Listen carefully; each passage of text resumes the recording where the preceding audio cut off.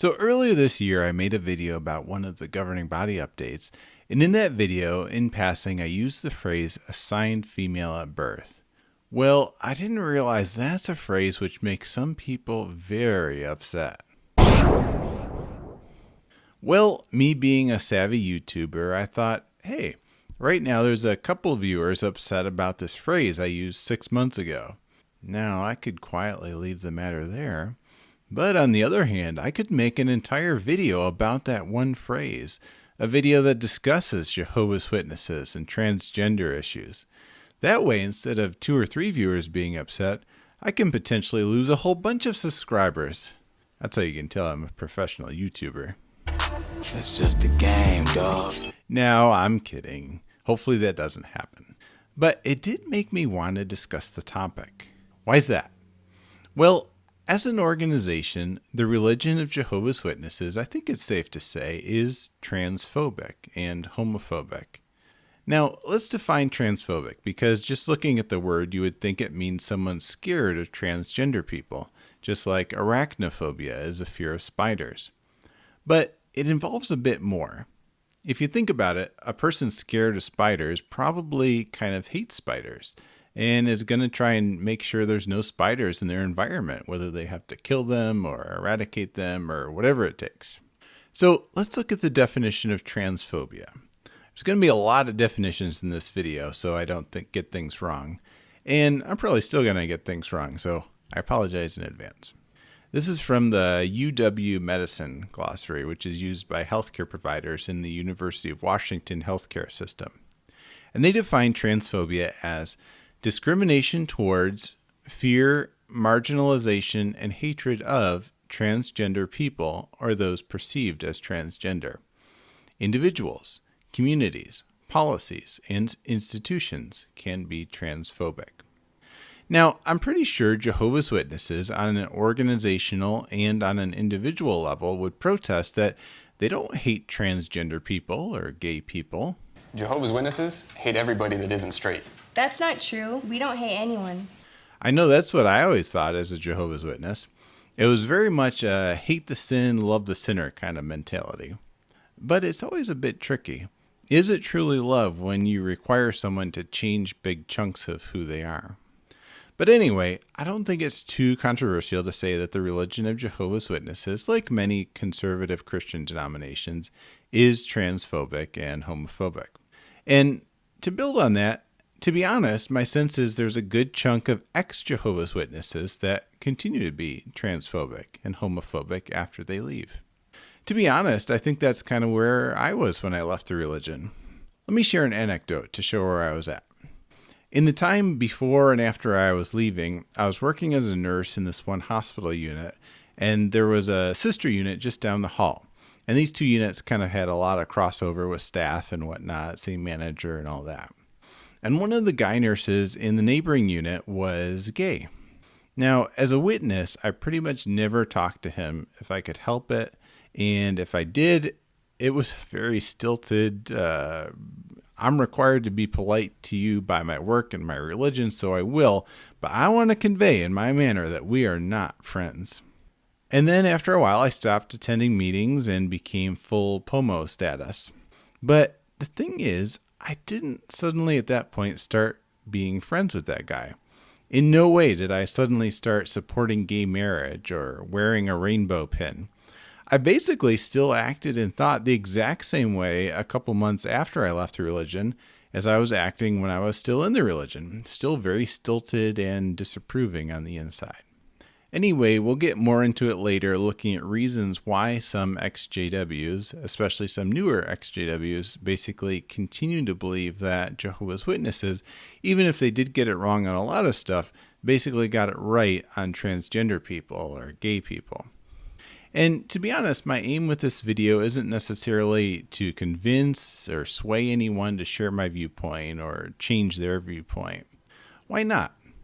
Well, I don't think that's possible. If I had the power to change people's minds with a single YouTube video, if I possessed that inherent ability, I would probably be a billionaire by now, or have founded my own religion. Maybe both things. That's not how changing minds works.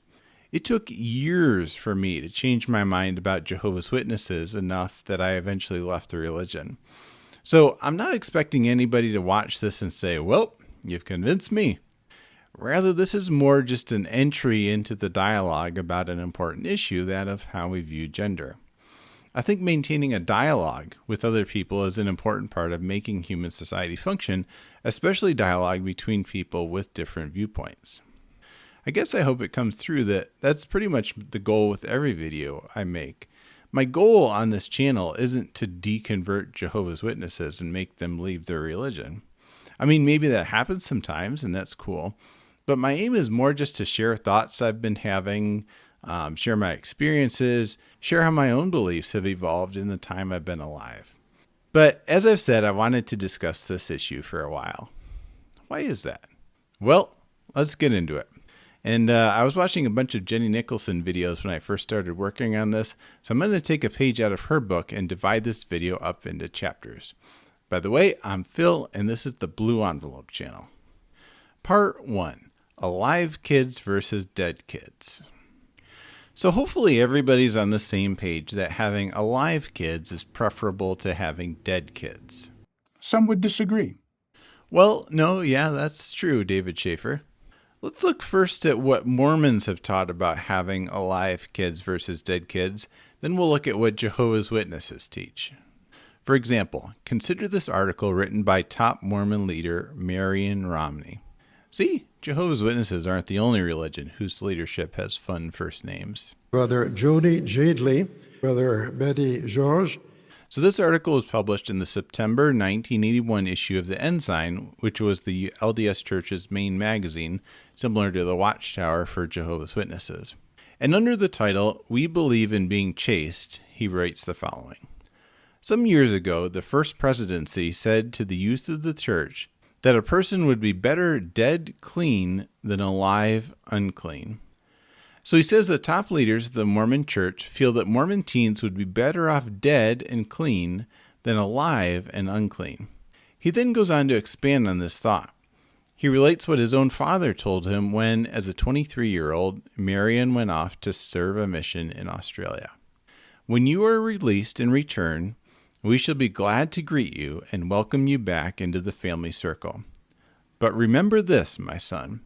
We would rather come to this station and take your body off the train in a casket than to have you come home unclean, having lost your virtue. So his father's parting words were that he would rather have a dead son than an alive one that was unvirtuous. Marion then quotes a previous church president, J. Reuben Clark. In a talk given at an LDS conference in 1938, Clark said, "You young people, may I directly entreat you to be chaste. Please believe me when I say that chastity is worth more than life itself. This is the doctrine my parents taught me. It is truth. Better die chaste than live unchaste." And in his conclusion, Marion Romney explains that he's telling teens in 1981 the same thing Reuben Clark told teens in 1938 because it's true.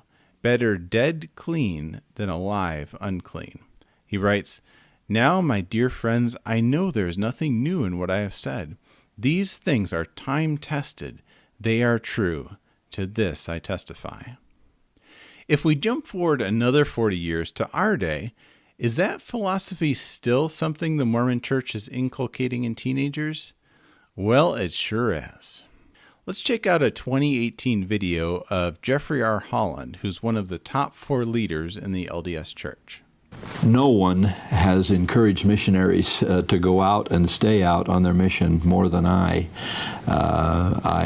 If people to this day go through the MTC training and orientation, they may see a clip of Elder Holland talking about going on a mission and staying on a mission. So I want that to be the foundational piece, that obviously we want everyone to have a full and complete mission, and we're anxious that no one succumb to homesickness or battle fatigue and truncate their mission, come home early. Now, interestingly, this is a clip of him in sort of a Q&A video responding to an LDS young person who's despondent that they came home early from their mission. And Holland essentially says, well, I guess if that was the best you can do, we'll take what we can get, and you shouldn't be ashamed.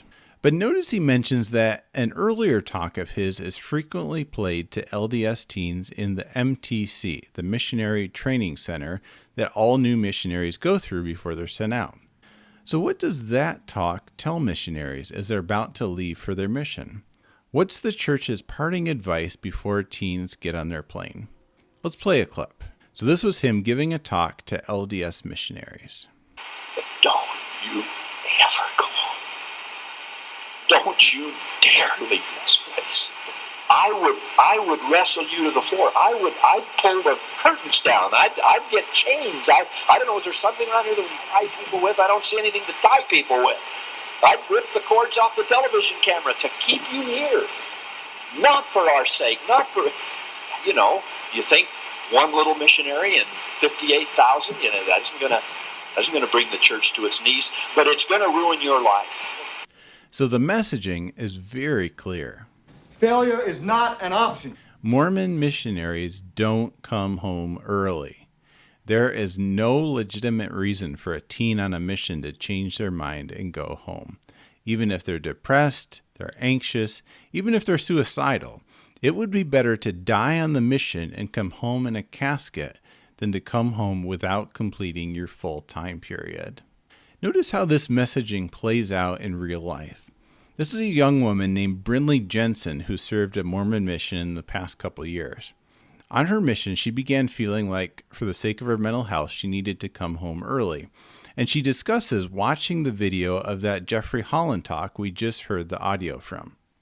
I was giving myself the signals for months that it was not safe there, that I was not happy, that it was not good for me. But because the church told me otherwise, I ignored everything that my instincts were telling me. I would go so far as to watch the video that Jeffrey Holland put out about why you should never go home from your mission, which is a very damaging video. Well, you would watch that when? Just on repeat all the time. While you were a missionary? Yes. They actually make you watch that video in the MTC. That horrible video where Jeffrey Holland says, never leave your mission early, never come home early? Yeah. Oh, you watched that on repeat? Yeah. So, and I was told in the MTC, like, if you ever feel like going home, just remember this. And so I would watch it and watch it and watch it and be like, I am wrong. He's right. I need to stay out here. So how does it play out when there's this double bind that on the one hand, all you're being told is that you cannot come home early, but on the other hand, you mentally can't handle being there anymore? What's the one solution that seems to be left? I had plans because, no one was regulating any of this medication I had. I had 6 full bottles of pills that I didn't know what they were. And at that point, I was planning on taking my own life at some point. I was just like, okay, I'm just going to try and go on for as long as I can. And when I can't take it anymore, I'm going to just end my life. Now, fortunately, in Brinley's case, she eventually ran across one person she could trust to share how she was feeling. All those pills prescribed by the LDS Church got flushed, and she's obviously alive today. The question we don't know the answer to is how many Mormon teens on missions couldn't find someone safe to confide in before it was too late. So that's the Mormon Church's take on alive kids versus dead kids. But what about Jehovah's Witnesses? Surely there's no similar rhetoric in that religion that it's sometimes better to have dead kids than alive kids, right? Well, let's check out the following clips from Jehovah's Witnesses. Isn't it true that when we maintain our integrity, even through serious illness, it can be a tremendous witness to others? That was the case with Jared Scepter. In the days of distress, they arrived early on Jared at 11. Jared was diagnosed with lymphoma cancer in the middle of 1991. We started trying to figure out how we could get him the treatment that he needed, of course, but in no way would we accept a blood transfusion, and neither would Jared. What remarkable wisdom Jehovah has shown by giving us the resurrection hope. By means of it, he disarms Satan of one of his most effective weapons and at the same time arms us with unbreakable courage. Remember that death is temporary and that the life Jehovah offers each of us will last forever. When Jared was in the hospital, Child Protection Services did investigate us. They were concerned there was negligence. It was just adding to the pain. The threat of death is a powerful weapon.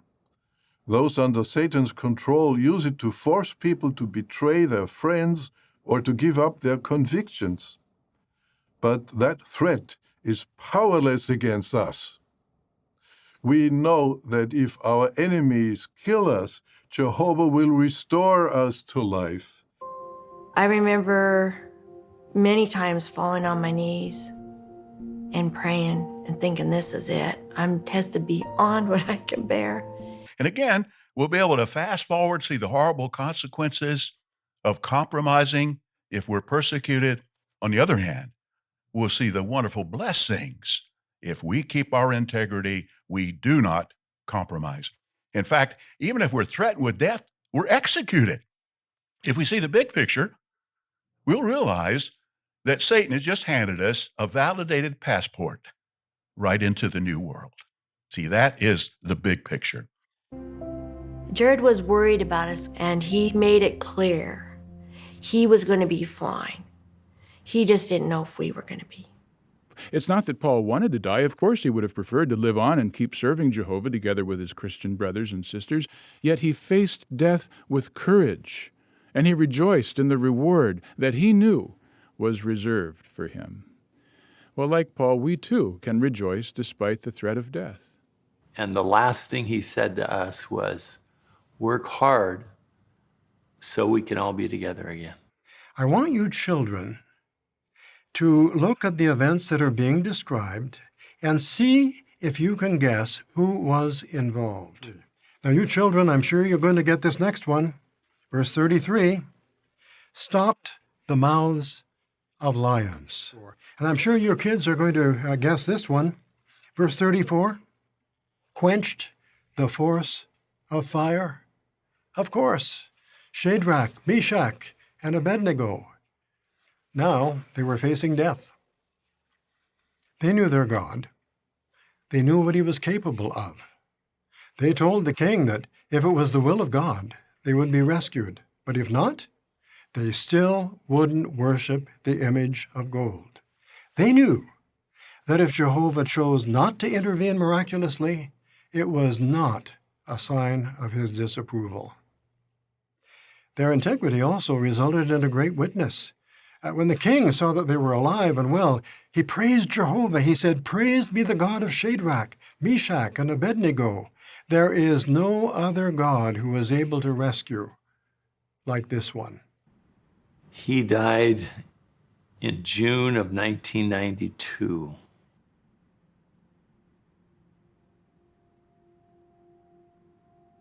What a witness that gave. It's numbing because it's almost like you're living a nightmare.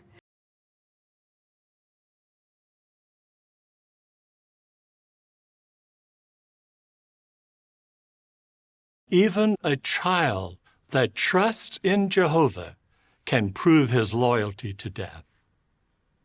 So that's a good example of the messaging every witness is constantly receiving, from little kids on up to adults, that maintaining integrity to the death, if necessary, is more important than anything else. And the resurrection hope is actually a gift God has given to help strengthen us to die instead of compromising. This doctrine that, to repeat what that Mormon article said, it's better for witness kids to be dead clean than alive unclean, was spelled out very explicitly in the infamous May 22nd, 1994 Awake magazine. The cover featured 3 dead witness kids, all of whom, like Jared Scepter, died of very treatable forms of cancer because their families refused treatment involving blood transfusions. The cover title is Youths Who Put God First. The page 2 intro reads, "In former times, thousands of youths died for putting God first. They're still doing it, only today the drama is played out in hospitals and courtrooms with blood transfusions the issue." Praising one of the dead children, page 8 reads, "By rejecting blood transfusions that could conceivably have extended his present life, Adrian Yates showed himself to be one of the many young people who put God first." Praising the decision to die that another one of the witness children made, page 14 reads, "In so doing, she joined the ranks of many other youthful witnesses of Jehovah who put God first. As a result, she will with them enjoy the fulfillment of Jesus' promise, 'He that loses his life for my sake will find it.'" I was about 15 when this magazine came out, and the messaging to me as a witness kid was very clear. As Stephen Lett said, death before compromise. As David Schaefer said, it's not that I wanted to die. I would prefer to keep living, but I was ready to do my duty for God and die for my faith if necessary. It was just the luck of the draw, random genetic variation, that I didn't have to. But Jared Scepter did. Jared was about 2 years younger than me. He'd basically be a guy my age now. I think sometimes about what he'd be up to if he were still alive. So hopefully the point is made that for Jehovah's Witnesses and Mormons, they both teach that sometimes dead kids are preferable to alive kids. Whenever I think about this topic of witness children dying for refusing blood transfusions, I often wonder whether it wouldn't be totally wrong to say that Jehovah's Witnesses practice a form of child sacrifice. For all the dozens of articles and Watchtower literature you can find where they rail against the Canaanites offering up children as burnt sacrifices to Molech, is there really such a big difference between that and what the witnesses do? What Christian scientists do? Really any Christian fundamentalist group who refuses standard medical treatment for their children. Part 2. Kids and Mental Health. All right, so that was a roundabout way of saying I guess it's actually an overgeneralization to say that everybody thinks having alive kids is preferable to having dead kids. But hopefully it's true that most people think that. Now, where was I going with that? Well, as each of us thinks back to when we were a teenager, I'm guessing most of us would agree that it can be a challenging time. There can be plenty of high points, but there can be plenty of really low points too. This is borne out by research. Per the CDC in the U.S., an alarming number of young people are diagnosed with depression. They tell us that among U.S. high school students in 2023, 40% reported persistent feelings of sadness or hopelessness in the past year. 20% reported seriously considering attempting suicide in the past year. 16% reported making a suicide plan in the past year. And 9% reported attempting suicide in the past year. Now, those numbers are rough already, but intersectionality makes things much worse. Intersectionality refers to when two things are going on. It's essentially a Venn diagram where someone's in this group or category, but they're also in this group or category at the same time. So we have young people, a group with higher than average rates of depression, and then we have LGBTQ people, which is also a group with higher than average rates of depression. So, like I said before, I'm going to insert a bunch of definitions here and there because Jehovah's Witnesses don't explain things on this topic very well. So if you grew up a witness like me, there's definitely some knowledge gaps. I'll mainly define terms using two sources. One is that glossary I mentioned from the UW healthcare system, and the other is the glossary from the Human Rights Campaign, which is an American LGBTQ advocacy group. So LGBTQ is an acronym meaning lesbian, gay, bisexual, transgender, and queer. And just to define, lesbian is defined as a woman who's emotionally, romantically, or sexually attracted to other women. Women and non-binary people may use this term to describe themselves. In contrast, gay is defined as a person who is emotionally, romantically, or sexually attracted to members of the same gender. Men, women, and non-binary people may use this term to describe themselves. So that's something I hadn't quite fully realized before. The term gay can be used by both men and women. And so these days you often see a phrase like, she's a gay woman, instead of the term lesbian. The acronym LGBTQ is often written nowadays with the additional letters IA, meaning intersex and asexual. And also you'll often see a plus sign after it, meaning that it includes everyone who doesn't feel like they quite fit into one certain label or feels like they fit into more than one category.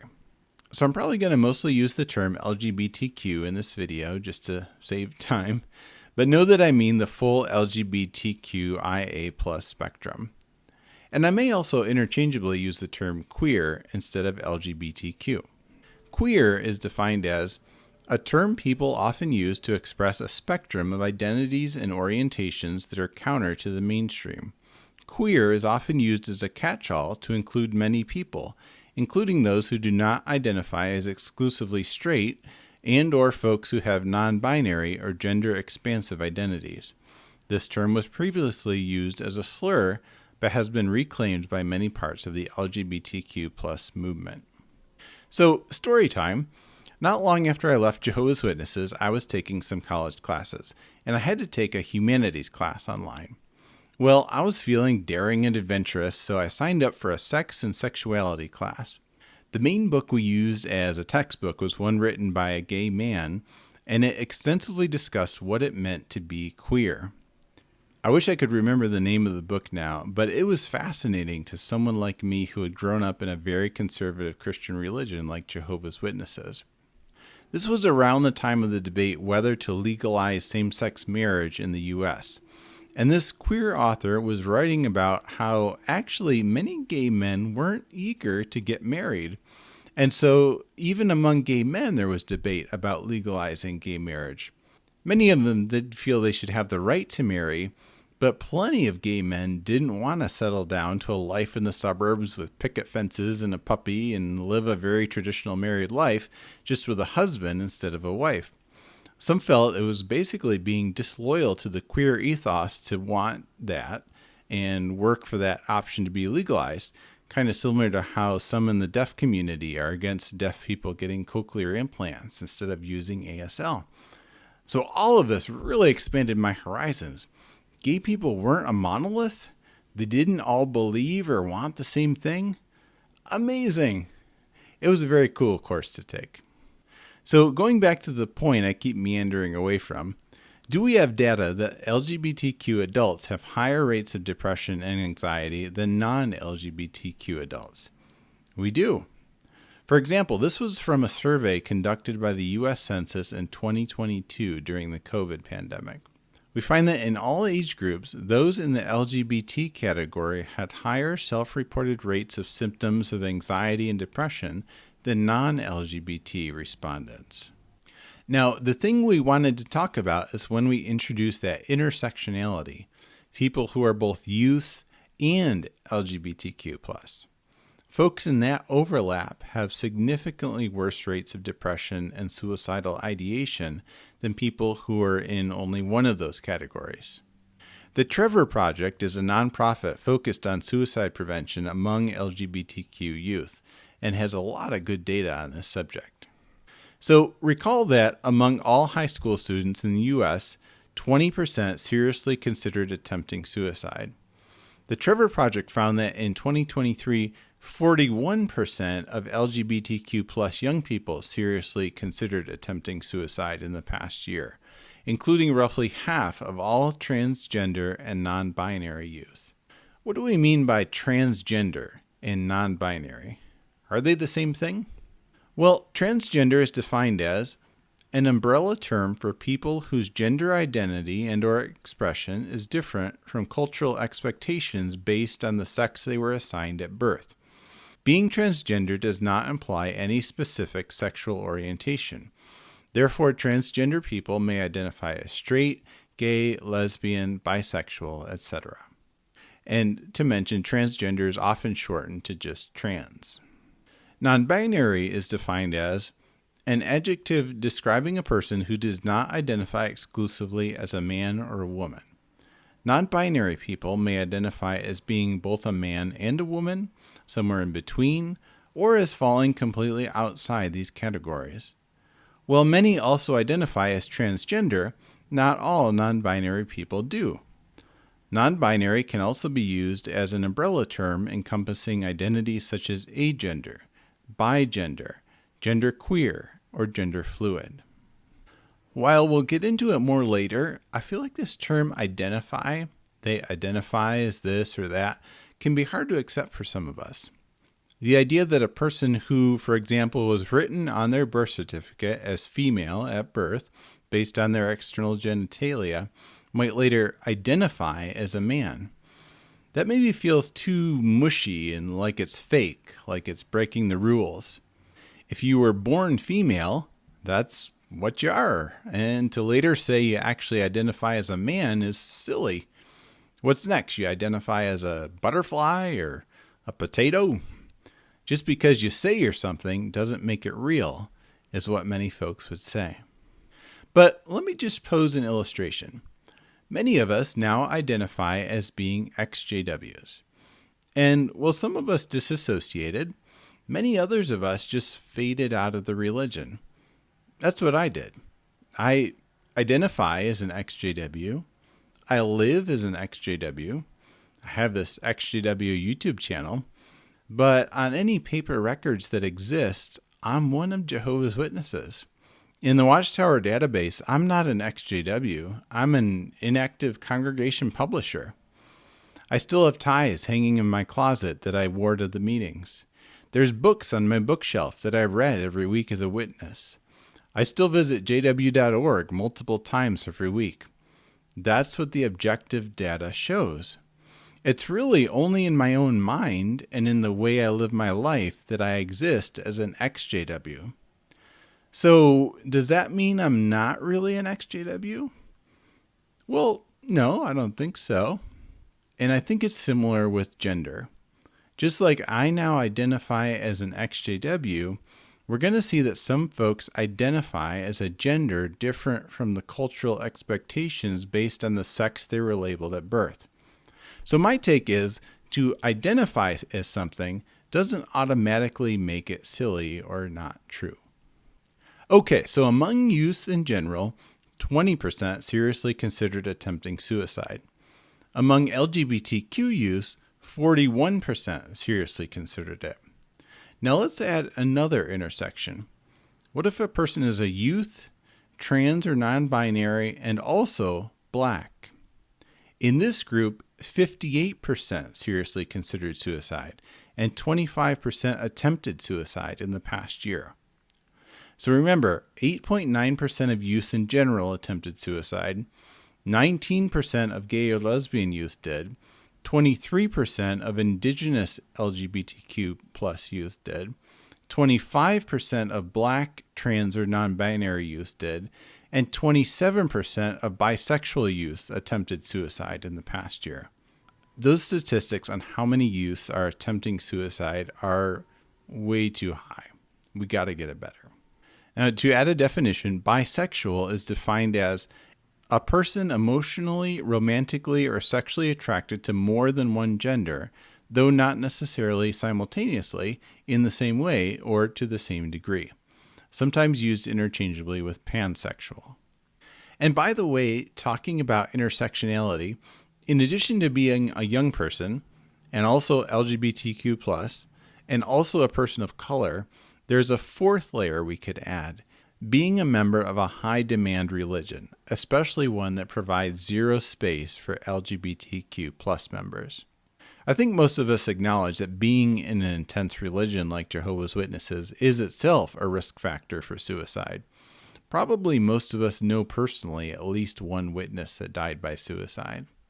So when being in a high-demand religion intersects with also being a young person in that religion and also being LGBTQ+, and maybe also being a person of color, it's not hard to imagine that the attempted suicide rates jump even higher than what we've been talking about. Are there LGBTQ plus young people that are witnesses? For sure.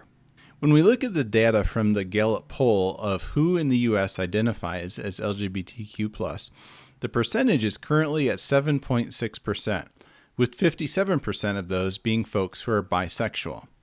So we could reasonably assume that in any given congregation of 100 publishers, probably about 7 of them would, if they were allowed to, say they're gay, lesbian, trans, or bi. The notable thing is when you split the results by generation. For the youngest generation, Gen Z, fully 22% identify as LGBTQ+. Gen Z is people born between 1997 and 2012. Can you imagine that 22% of Bethelites between ages 18 and 27 would publicly identify as LGBTQ+ if they were allowed to? That's pretty wild to think about. Now, you might think the numbers would be lower at Bethel because only hardcore believers go there. But actually, if anything, it's higher than average. There's lots of experiences of gay brothers who were told to go to Bethel because being there at the epicenter of the organization would cure their gayness once and for all. Now, lest you think that this is just some fad, that those crazy Gen Z kids are all saying they're gay or bi just because all their friends are doing it too, let's look at the historical data. If we go way back to the pre-1945 silent generation, about 1.1% identified as LGBTQ+. That number doubled for baby boomers to 2.3%. That number in turn doubled for Gen X to 4.5%. In fact, it's almost a perfect mathematical pattern that the numbers double from generation to generation as each generation in turn feels a little more safe to be open about their sexual identity. Going back to the potential 22% of Gen Z Bethelites that might identify as LGBTQ+, we unfortunately can also flip it the other way. Young witnesses and young Bethelites know they're not allowed to be LGBTQ+. And for someone who firmly believes this is the one true religion, that this is the organization we need to associate with in the last days, but also recognizes that you cannot be openly gay or bi or transgender, someone who may very well believe that being gay is disgusting to God. Homosexual acts constitute disgraceful, obscene error. That places the young witness in a double bind. They can't not be in the religion, but they also can't get rid of their gayness. So what's the only outlet left? The only solution they may see? Well, it's the same one that young Mormon missionary Brindley Jensen felt was her only escape: death by suicide. So that's one major reason to talk about this topic, that at least 22% of young witnesses in every congregation, those that would identify as LGBTQ+, if they safely could, are at tremendous risk of anxiety, depression, and attempting suicide. It's basically a health crisis. Now, fortunately, it's not all bad news. As we'll see later, the Trevor Project also has data on simple practices that can dramatically decrease the risk of suicide. Part 3. Why exJW creators don't talk much about transgender stuff, myself included. All right, I think the second big reason to talk about this is that there isn't always a lot of attention in the exJW community on being transgender or non-binary. There's definitely some channels that talk about it, and there's a lot more that don't. I was trying to think about why that is, and I've come up with 4 basic reasons. Number 1. If you are LGBTQIA+, that's very likely the main reason, the main issue over which you left the religion of Jehovah's Witnesses. But I think that if someone doesn't identify as LGBTQ+, and there's a good chance it's probably not even on your radar as an issue when you leave. I know that was true for myself. And why is that? Well, I think the reason is that it's never really something talked about in the religion. Sure, it's often brought up that being gay is wrong. Homosexual acts are unrighteous. But there are, for example, few, if any, public talk outlines that go through a list of reasoning points to prove from the Bible and science why it's true that being gay is a lifestyle choice, as Jehovah's Witnesses teach, that you can choose to be straight if you really want to. There's plenty of in-depth talks delving into the march of world powers prophesied in the Bible, or proving the flood of Noah's day took place.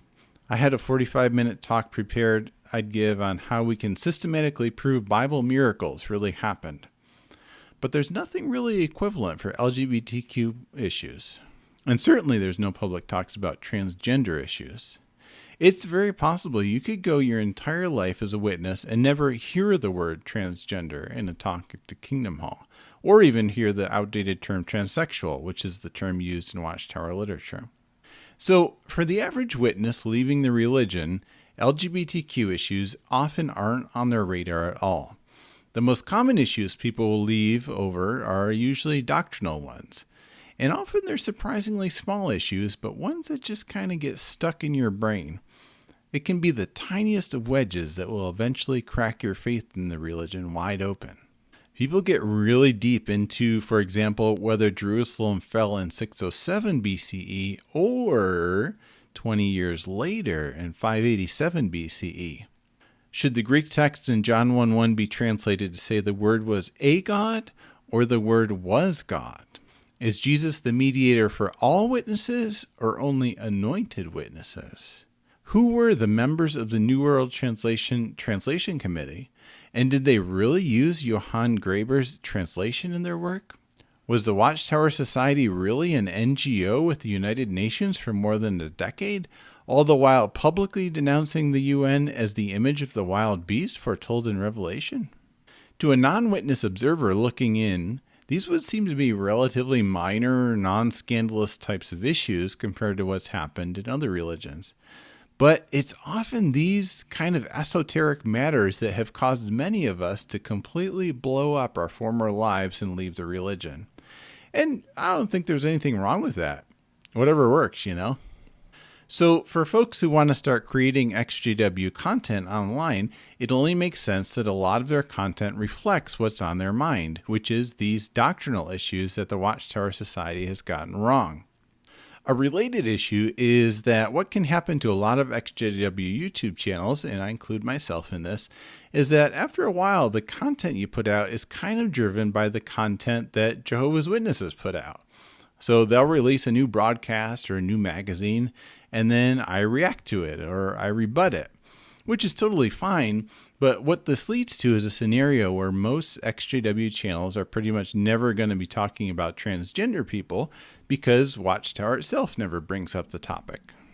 Now, as time goes by, I think for many ex-witnesses, arguing over the meaning of Bible verses gets less and less important, and in turn, the social and structural problems with the religion get more important, things that are literally injuring and even killing witnesses right now. The refusal to take blood transfusions, the shunning policies, the avoidance of reporting child abuse, the non-existence of any space for or even any acknowledgement of LGBTQ plus persons. But often, by the time people shift to thinking about these issues, many of them have left the exJW space. They kind of said what they wanted to say, and then they moved on. And in the meantime, a new crop of exJWs comes along, and they're in turn covering doctrinal issues or reacting to JW broadcasting. And so the end result is that much of the exJW content that's out there tends to focus all the time on scriptural or doctrinal problems with the religion as opposed to social issues. Okay, number 2. Another factor I think that sometimes comes into play is that the JW religion is a denomination of Christianity, and if ex-JWs join another religion, often it's to another denomination of Christianity. And historically, Christianity has generally condemned everything gay, lesbian, transgender, really anything other than sex between a man and a woman married to each other. Now, it's true that these days there's certainly plenty of Christian churches that do fully accept LGBTQ members, and a number of churches have ministers who themselves identify as LGBTQ. But on the other hand, there's also still plenty of Christian churches that continue to strongly condemn it. So while an ex-JW may deconstruct most witness beliefs, they may carry that homophobia or transphobia with them into another religion, which, while it may be quite different in most respects from what witnesses believe, may have very similar doctrines about gay and transgender people. Number 3. Also, I just think that the programming from our time as being Jehovah's Witnesses can stick with us, and the way we were brought up to believe influences our views on various social issues, even if we've left that upbringing behind. And I don't think this means we're inherently good or evil. It's just kind of how our brains work. There's this emerging research into whether humans actually have free will. And I mean, I'm not super up on all of it, but they're doing these experiments scanning the brain, and you see that a decision is made first, and then the conscious part of the brain kicks in that thinks it's making the decision. But actually all it's doing is creating reasons or justifications for the decision that was unconsciously made.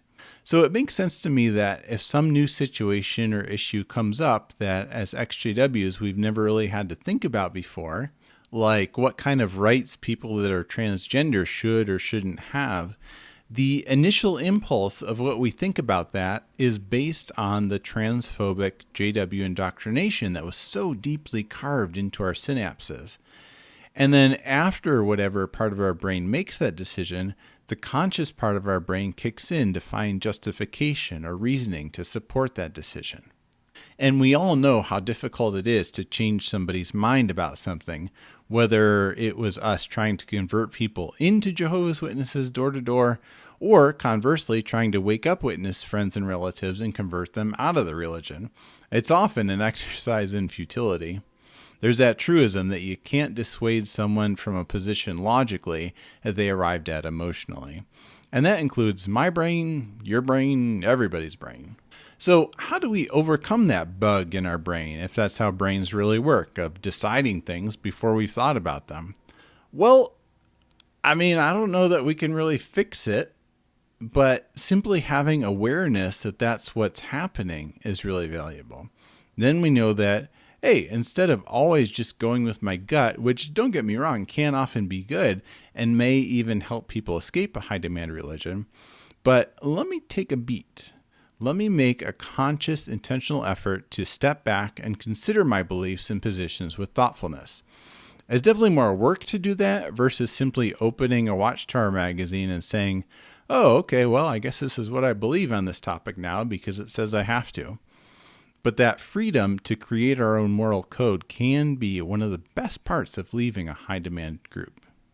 Number 4. Kind of in line with that point that our brain may unconsciously make a decision and then we search for reasons to support that decision, I think another factor in why some ex-witnesses may continue to be against supporting LGBTQ rights is the role of disgust, specifically feeling disgust about two men having sex with each other, specifically them having anal sex. Homosexual acts are detestable. This video is just getting right into it, isn't it? I think it's true that Jehovah's Witnesses and members of other fundamentalist religions are trained to feel disgust, specifically at the idea of gay sex, sex between two men. A 1997 Awake said, Christians are expected to hate every practice that violates Jehovah's laws. Some people may even react with stronger views of aversion or disgust toward homosexuality than toward other types of immorality, viewing homosexuality as an unnatural sexual perversion. Now, the interesting thing, though, is I think gay sex between two women, lesbian sex, elicits much less a feeling of disgust or grossness. I don't think it's inaccurate to say many straight men are getting off to lesbian porn. In fact, it's interesting when you look at Shepherd the Flock of God, the manual of rules and procedures given to all congregation elders. When it's discussing pornography in section 13.3 in the 2021 edition, it explains that someone viewing abhorrent porn might need to be handled judicially. And abhorrent porn includes homosexuality, sex between those of the same gender.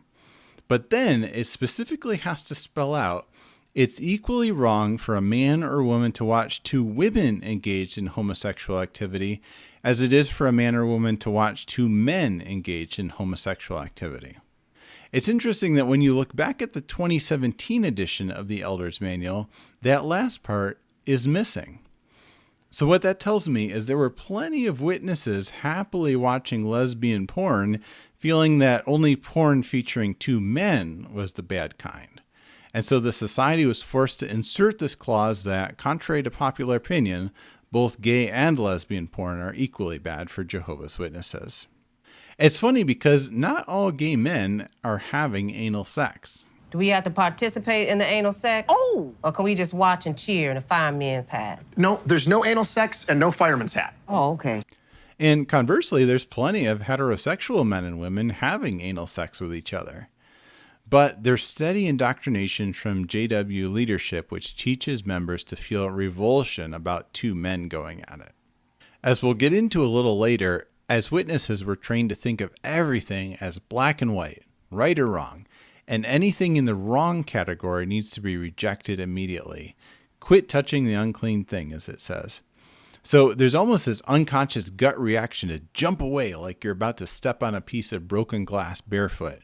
The classic example in witness literature is the man who innocently stumbles onto a pornographic website. First of all, how does that even happen? But his reaction should be to immediately slam the laptop closed or turn off the monitor to get rid of the disgusting images. I'll be honest, even as a believing witness, that never made much sense to me. When you open the laptop again, the website's still going to be there, right? In the past 20 years or so, there's been a lot of intriguing research about how it seems like conservative thinkers have stronger feelings of disgust than liberal people. This feels applicable because the witness religion has many very conservative social values, whether it's on LGBTQ rights or abortion or the role of women in the religion. Now, as more researchers have studied this phenomenon, they've zeroed in on that it's kind of an overgeneralization. It's not true that conservative people feel greater disgust about every single thing across the board. Conservatives feel equally as disgusted as liberals about cockroaches or getting poop on your hand, for example. But for certain things, it is true that they feel greater disgust. This was a 2019 article from the British Psychological Society summarizing the findings of some studies about disgust. In a study in Germany, it says, however, liberals were more disgusted by the liberal disgust scenarios, while conservatives were more disgusted by the conservative disgust selection, especially those relating to homosexuality. And then talking about a study of Americans, in a further study, the team looked at the responses of 202 American participants. The American liberals and conservatives responded in much the same way to the various individual scenarios as the Germans, with liberals more disgusted than conservatives by xenophobia and capitalism, for example, and conservatives more disgusted by homosexuality, for instance. So it's pretty clear that conservatism and disgust about gay sex both exist in the witness religion. It is an unresolved question at this point for social scientists whether increased disgust causes people to then be drawn to conservative movements or whether the conservative movements cause the increased disgust, kind of a chicken versus the egg question. But at least for witnesses, I think the answer is more clear-cut because most witnesses these days are born into the religion. So it's easier to say that that constant exposure to conservative ideology is what causes the disgust. So again, I don't think it's something where an exJW can leave the religion and just flip a switch, instantly rewire their brain to not be socially conservative. It's more just a matter of recognizing that, oh, this thing or that thing is triggering feelings of disgust or revulsion in me. Let me sit with that and think about where that's coming from. Just recognizing that that's what's happening is a great first step in and of itself. Part 4. What witnesses teach about transgender issues. So first of all, it might be good to look at what exactly does the religion of Jehovah's Witnesses teach about LGBTQ plus issues and specifically about transgender persons. To be honest, it's not going to take very long because they've said almost nothing about transgender people. As a comparison, a Mormon kid in some parts of Utah or Idaho could graduate high school and never have met a black person. So for that kid, it could go in a couple different directions. They may not feel that there's any problems with racism or prejudice in America because they've never seen it personally. Or worst case, they may have negative feelings about people of color, viewing them as inferior or less than, which is what the LDS Church openly taught until about 50 years ago. In the same way, a witness could go decades and never encounter an openly transgender individual. Sources typically estimate the number of transgender people at around 1% or so of the population. Not super common.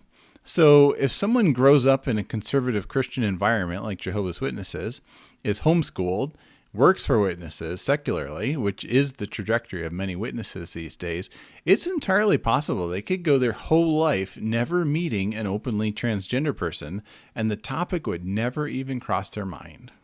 Now, the society has had a lot to say over the decades condemning gay and lesbian people. This video isn't going to be an exhaustive deep dive into what Watchtower literature has said on LGBTQ issues over the years.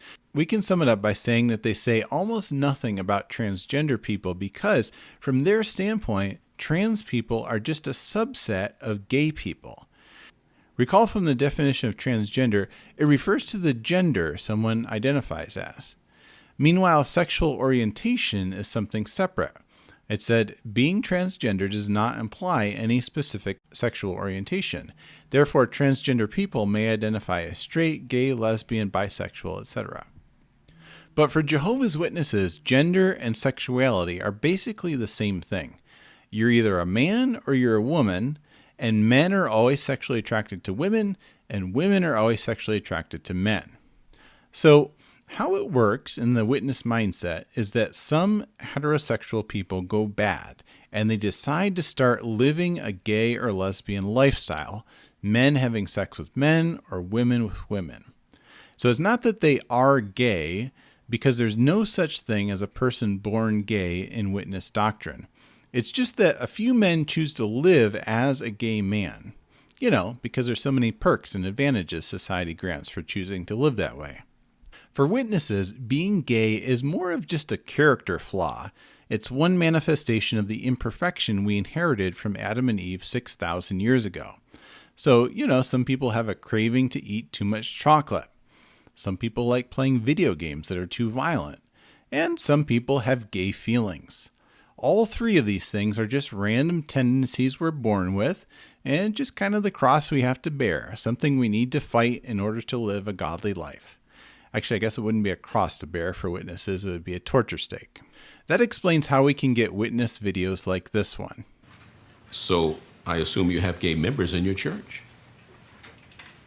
No, we don't. They can say there's no gay people in Jehovah's Witnesses because, to them, there's no such thing as gay people, just straight people with gay tendencies.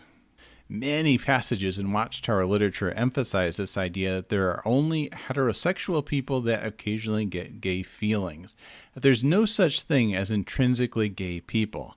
We get expressions like lesbian feelings, being prone to homosexuality, homosexual desires, being inclined toward homosexuality, being attracted toward men, homosexual urges, homosexual feelings, homosexual leanings, homosexual acts, homosexual conduct, being one who practices homosexuality, a passing phase, improper sexual urges, homosexual inclinations.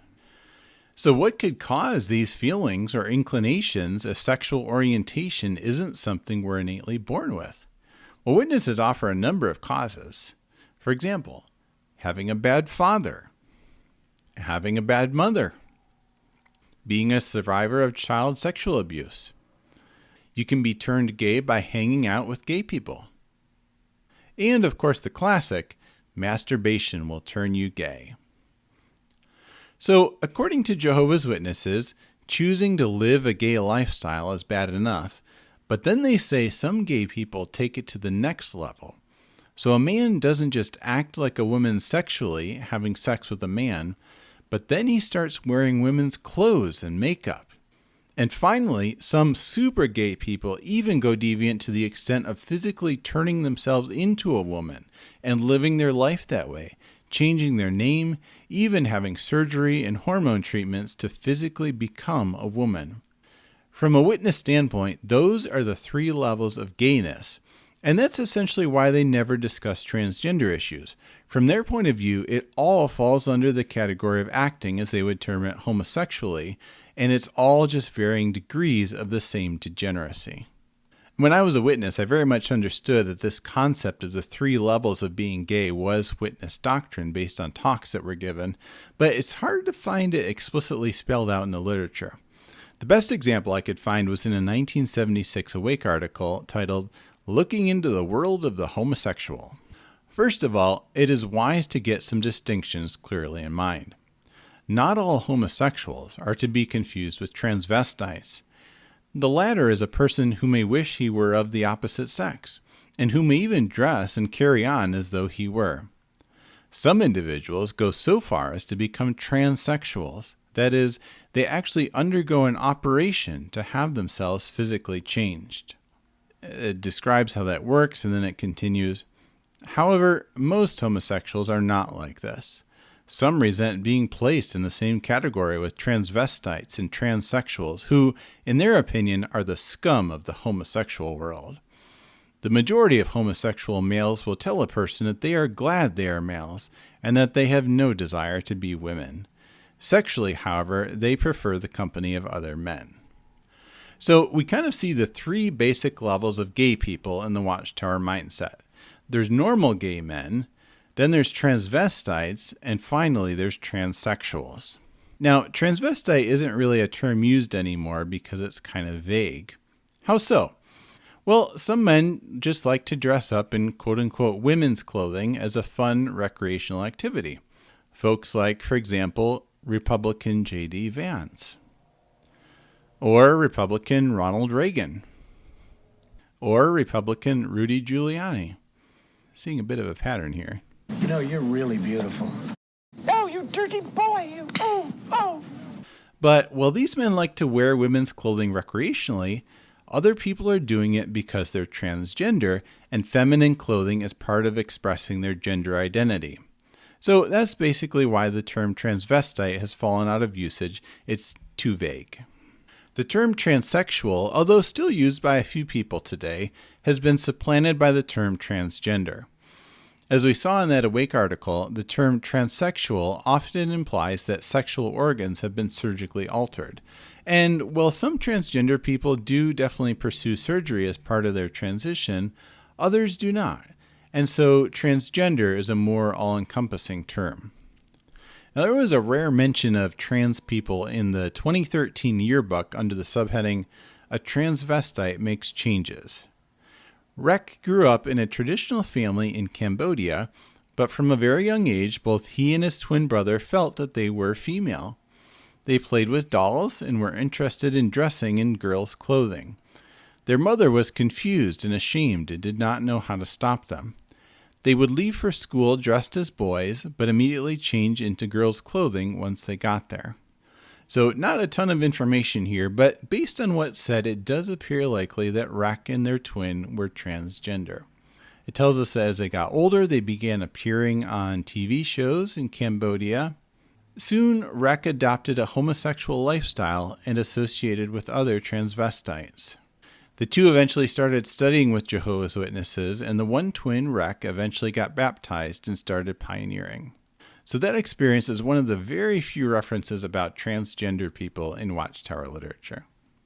But what we do know is there's a secret policy document on transgender issues which exists at Bethel, the headquarters of Jehovah's Witnesses.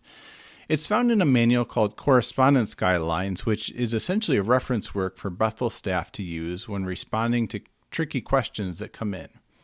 But it's nothing that the average witness or even a congregation elder would even know exists, much less would have access to. Let's read what it has to say about transgender topics. Now, it gets into persons who would like to transition or have already transitioned to a different gender identity. So let's first define gender identity. A person's inner sense of being a girl, woman, female, boy, man, male, something else, or having no gender. And now let's define what it means to transition. A series of processes that some transgender people may undergo in order to live more fully as their true gender. This typically includes social transition, such as changing name and pronouns, medical transition, which may include hormone therapy or gender-affirming surgeries, and legal transition, which may include changing legal name and sex on government identity documents. Transgender people may choose to undergo some, all, or none of these processes. So, with that in mind, this is the official Jehovah's Witness policy if a trans person who has transitioned from female to male or male to female now wants to become a Jehovah's Witness. Someone desiring to be baptized who has already undergone a mutilating operation of this sort, a transsexual, would be expected to take his or her place in life in accord with what the individual biologically is, not in accord with what the person has been mutilated to appear to be. This may even require that the person leave a quote-unquote mate to whom the person is quote-unquote married, since the mutilated one is actually biologically of the same sex as the mate. And what of a witness who would like to begin to transition by presenting as more masculine or more feminine?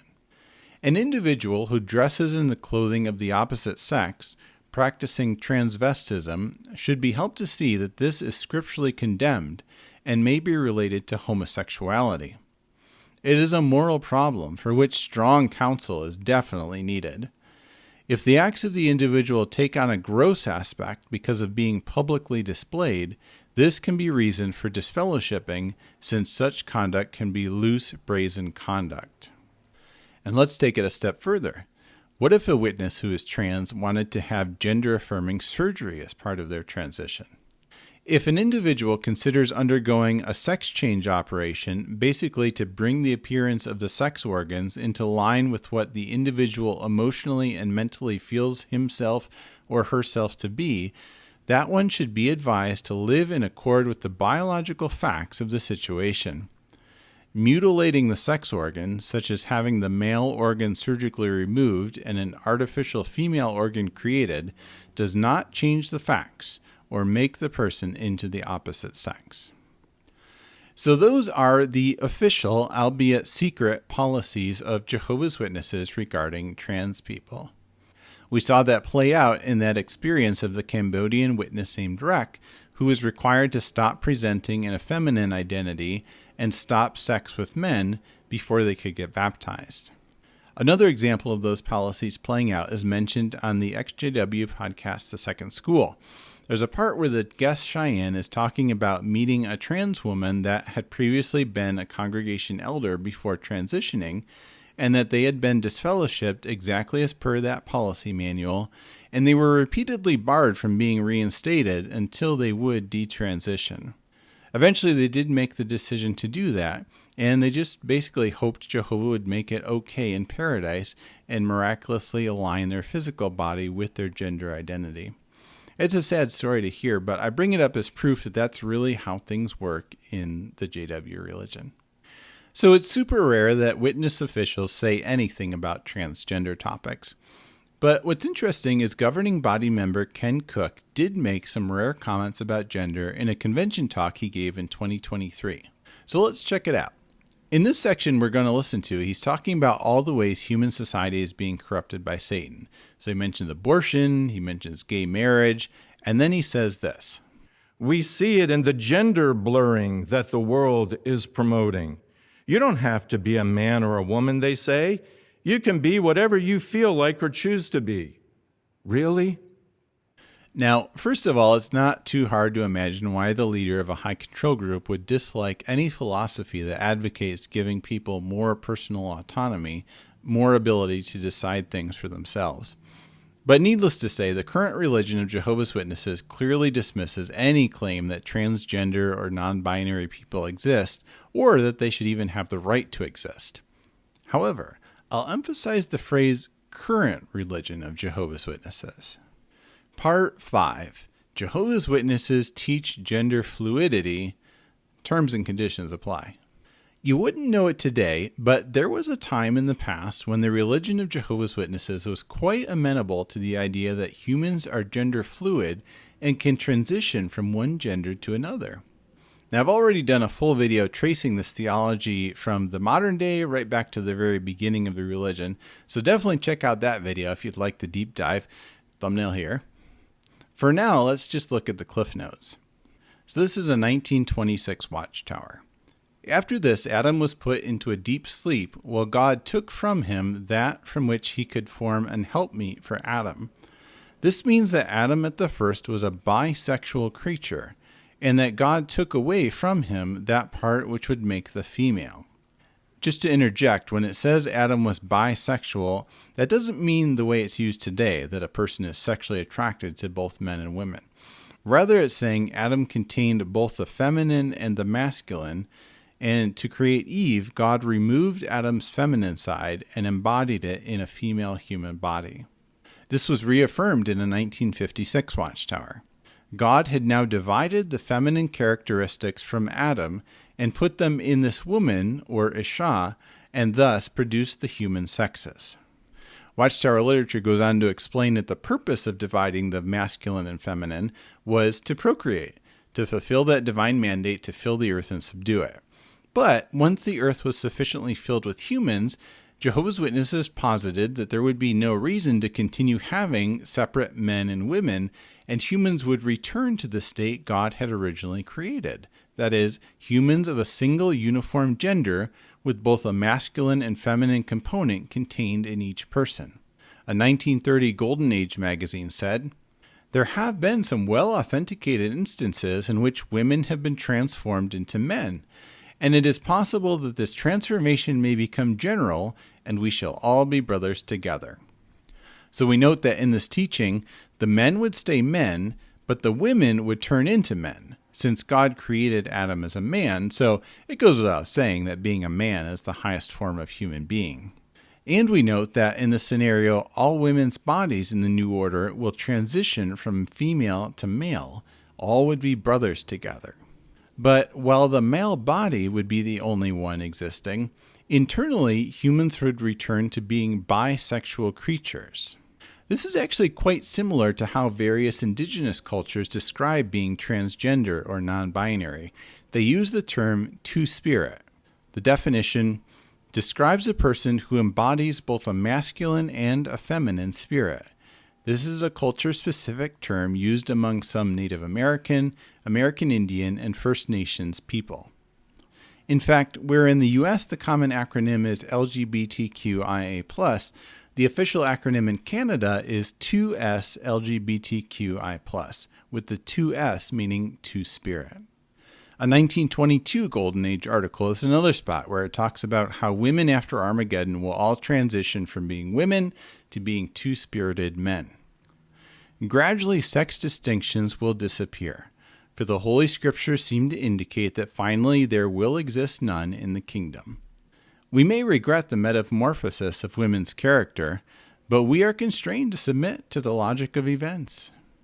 The man or the woman of today, with only a retrospective view of human experience, naturally conceives of a world without the contrasts of manhood and womanhood, as a world in which all romance and all the consolations of life would be absent.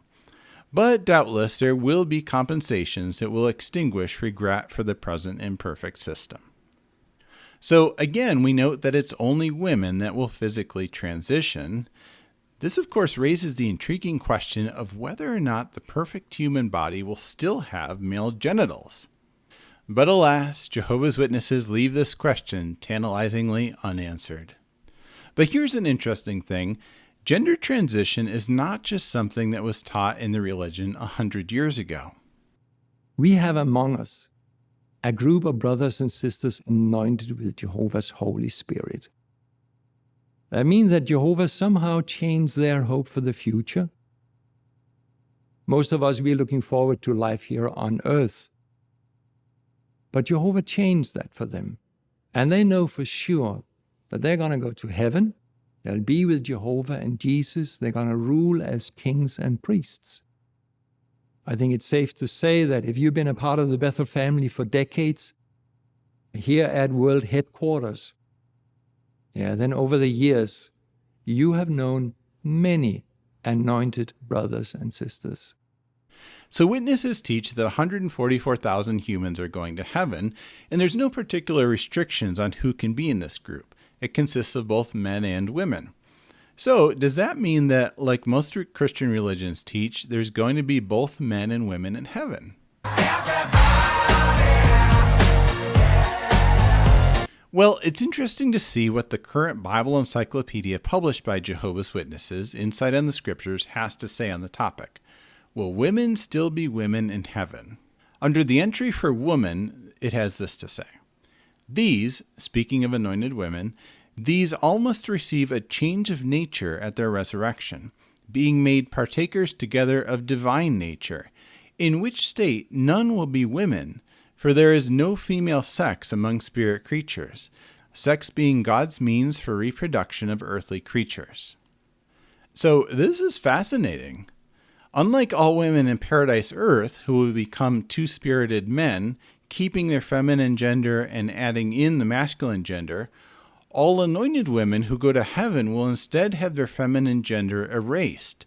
Now, what's left unclear is whether they will then be agender, defined as describes a person who identifies as having no gender or who does not experience gender as a primary identity component, or will anointed women become a masculine gender?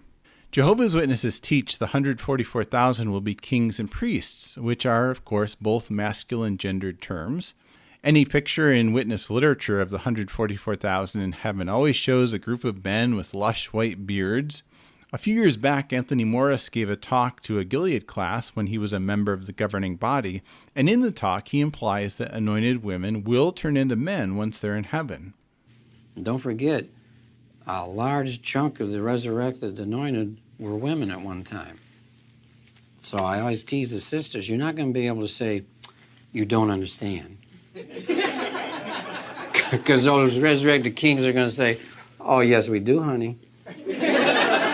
And you better do what you've just been told to do. See how wise Jehovah is? Notably, the Insight book doesn't state the equivalent outcome for anointed men. There's no sentence that reads, none will be men, for there is no male sex among spirit creatures. So we're left to guess whether Garrett Loesch and Samuel Hurd and all the other governing body members will experience a gender transition after they die. But anointed women, for sure, will transition gender. So it's interesting, right? Gender fluidity, this basic concept that humans can change gender, is very much a current Jehovah's Witness teaching.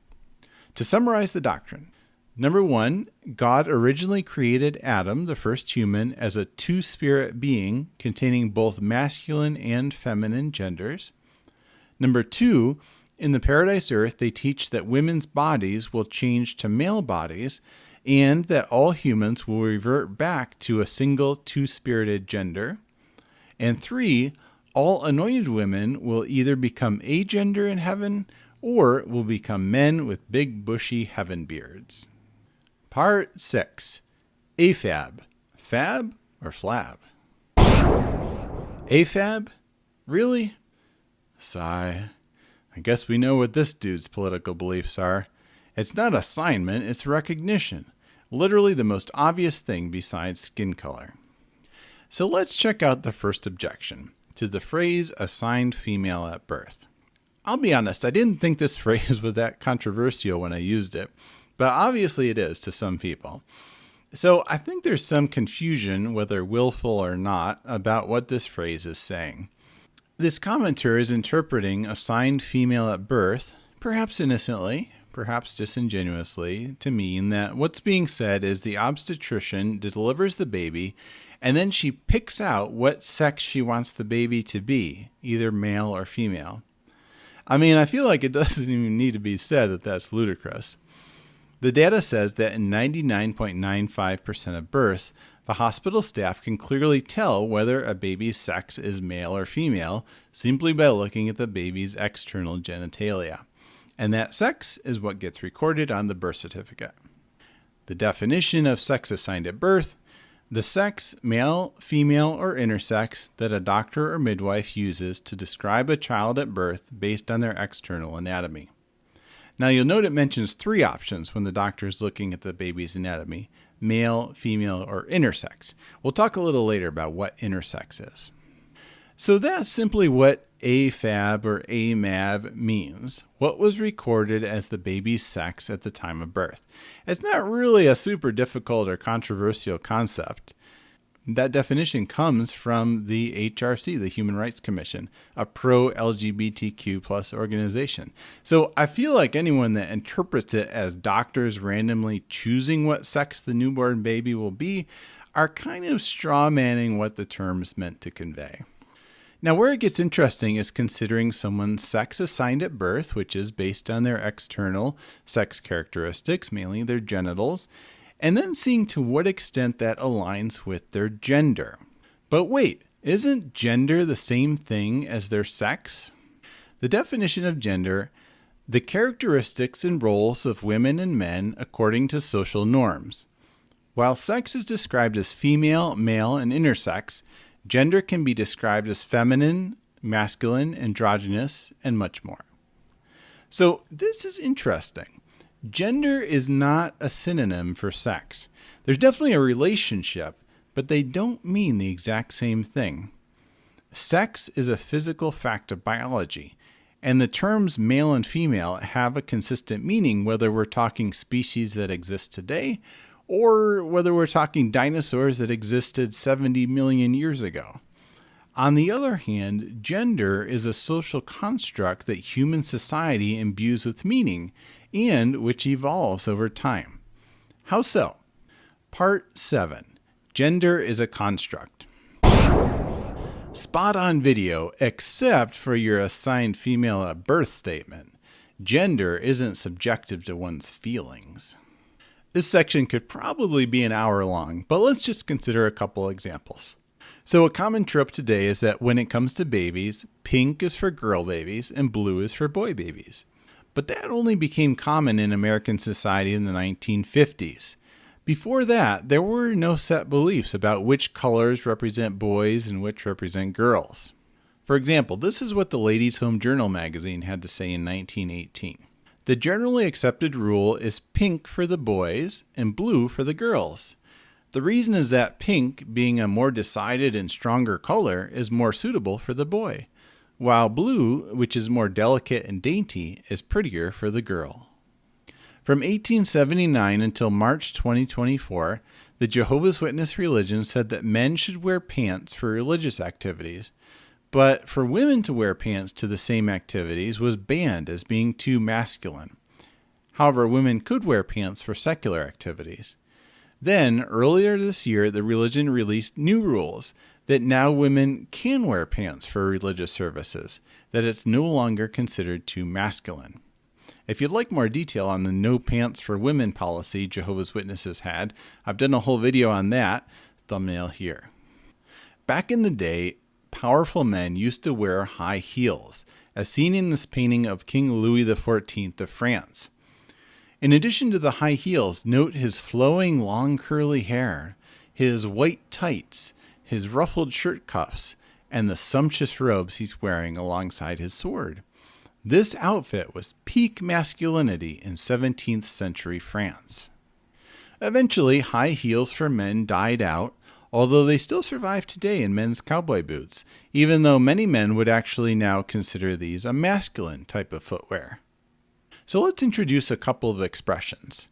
Gender identity.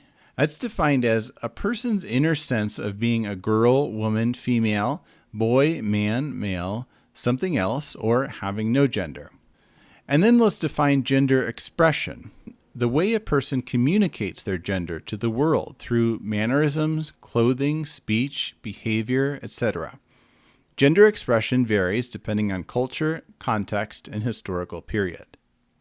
So, for example, if I, whose biological sex is male, wear high-heeled cowboy boots, does that have to do with my gender expression that day? That I want to appear feminine? Or maybe I want it to read the exact opposite. I'm wearing cowboy boots to convey a masculine vibe. Or maybe it's neither, and I just like to wear high heels for fun. Or maybe I ride horseback for a living and I need to wear boots that are good for stirrups.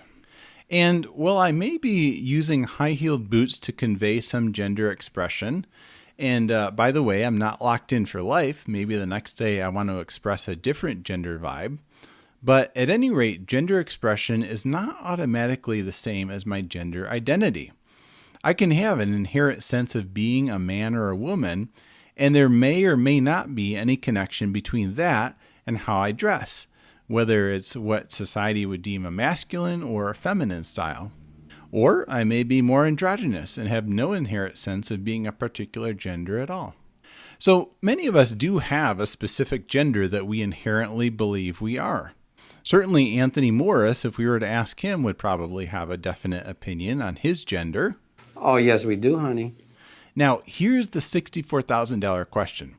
Is the gender most people feel and identify with in their brain, is it always congruent with, does it always match their sex assigned at birth, which is usually based on their external genitals?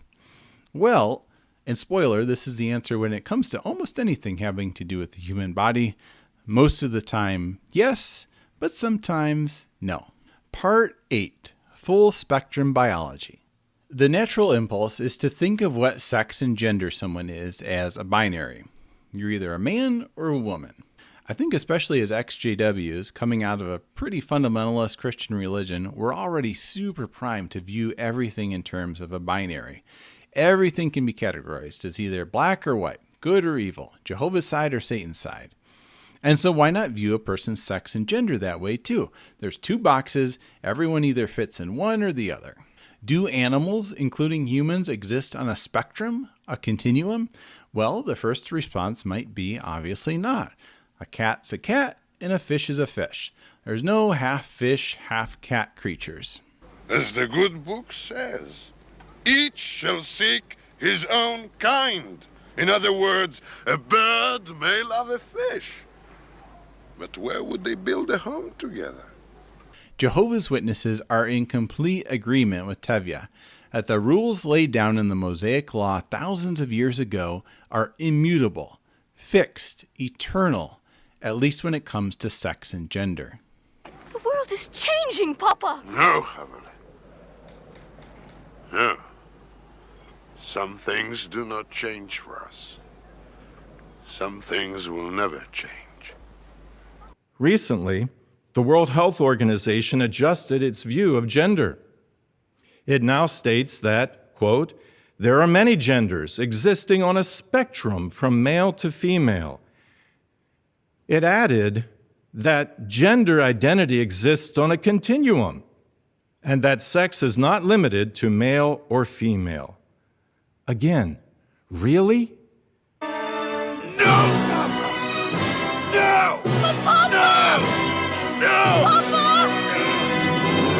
So as we've established, Jehovah's Witnesses definitely teach there's no such thing as a spectrum of gender. There was one thing in particular that caught my attention in that clip. Ken Cook states that the World Health Organization, the WHO, which is an agency of the United Nations, claims many genders exist on a spectrum from male to female.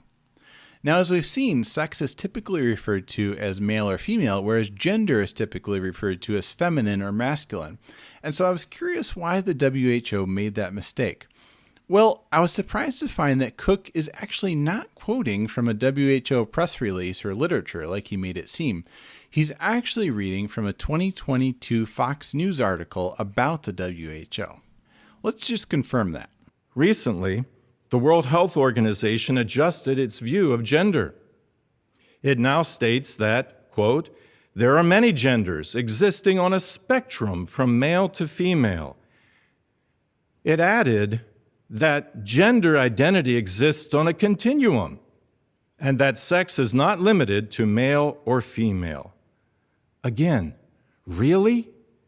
When we look at the actual WHO press release about updating the gender mainstreaming manual, we do find that second line about going beyond non-binary approaches. So you might conclude that maybe he and Fox were using the same press release as a reference. But the only source for Cook's quote about many genders existing on a spectrum from male to female is the Fox News article. So that tells us which source he was using. It's a little curious that Brother Cook didn't mention that his source for this part of his convention talk was actually Fox News, not the WHO. In fact, the WHO manual Fox News was talking about doesn't even use the word spectrum or continuum when you read through it.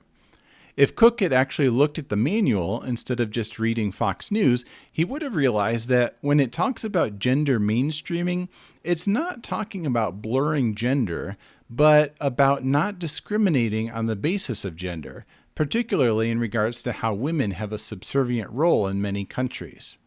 One of the UN manuals on gender mainstreaming defines it this way. Gender mainstreaming refers to the use of the mainstreaming strategy to bring attention and resources to critical issues of gender equality, women's rights, and empowerment, which otherwise can be ignored or neglected. Of course, on the other hand, women being equal to men isn't really any more palatable a concept to Jehovah's Witness leadership than gender blurring, so I don't know if knowing that's what the WHO was talking about would be any improvement in the governing body's eyes. At any rate, the fact that Ken Cook is quoting Fox News isn't a major part of this discussion. I just thought it was kind of fun to get a glimpse of where Jehovah's Witness leadership is getting its news from these days. But let's get back to that question we were considering. Are things in biology on a spectrum? Well, I have here a card from when I was fingerprinted a while back. And there's a spot for eye color and another for hair color, height and weight. Now for eye color, there's 6 choices: black, green, blue, gray, brown, and hazel. But does everyone on Earth have one of those exact 6 eye colors? No. Isn't there really 1,000 variations and combinations of those 6 main choices? How about hair color? Well, now we get 7 choices for the fingerprint card: black, brown, blonde, red, gray, white, and bald. And yet we know there's a virtually infinite variation of hair colors out there. Same way with height. I can only write either 5'9" or 5'10" on the card, but humans don't stair-step from 1 inch to another with nobody in between. There's probably 1 billion humans who are some height variation in between 5'9" and 5'10". When 2 people procreate and have a baby, the random combination of DNA mixed from the mother and from the father means that literally anything can happen. This happens with the child's height, their hair color, their eye color, their skin color, their breast size, their foot size. You just never know what you're going to get when you put a quarter in the DNA gumball machine. One family I grew up with in my congregation was a mom, dad, and 3 kids. And everyone in the family had the exact same straight, floppy brown hair, except for the oldest son, who randomly had this head of wiry, bright red hair. Now, there were a few milkman jokes, but in truth, the red hair was just a genetic variation that randomly popped out. And if they went back a generation or 2, they remembered that his grandmother or aunt or somebody had also randomly had red hair in their family. Another angle that's caused me to view things more in terms of a spectrum versus a simple binary is considering whether diseases are a simple binary. You know, there's plenty of diseases which we think of as on or off. You either have them or you don't. Type 2 diabetes, heart disease, osteoporosis. But, you know, it's not like 1 minute you don't have it and then the next minute you do. There's a ramp, a continuum. A person initially is pre-diabetic. They have warning signs, especially elevated blood sugar. Now, if they get on top of it and do things like lose weight, diet, and exercise, things may never progress any further. But maybe it does progress and they're officially diagnosed. They now have type 2 diabetes. While we could technically stop with saying everyone either has diabetes or they don't, there's actually a wide spectrum of what it means to have diabetes that your doctor is going to be really interested in. It could be very mild so that it minimally affects a person's life. Or it could be very severe to the point that people are getting their feet amputated, their kidneys are shutting down and they're on dialysis, and they go blind. It's the same way with cancer. Technically, you could say that everyone either has cancer or doesn't. It's a binary. But if you had an oncologist, a cancer doctor, that looked at it in such a simple way, you probably need to get a different oncologist. Does someone with a single cancer cell have cancer? I mean, I guess so, technically.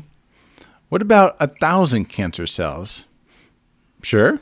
But would somebody like that get diagnosed as having cancer? Maybe not. It's only after cancer has progressed far enough to be detectable that it can be diagnosed. And even then, after a cancer diagnosis, there's a wide spectrum of cancer from stage 0 to stage 4. Stage 0, highly treatable. Stage 4, still treatable, but the outlook's probably not going to be as good.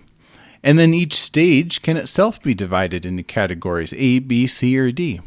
Some cancer progresses to being terminal. Other cancer goes into remission after treatment, and the patients may even be declared cancer-free again. So even with diseases we may think of as binary, either there or not there, in actuality, it usually exists on a spectrum or a continuum. Part 9, the sexuality spectrum.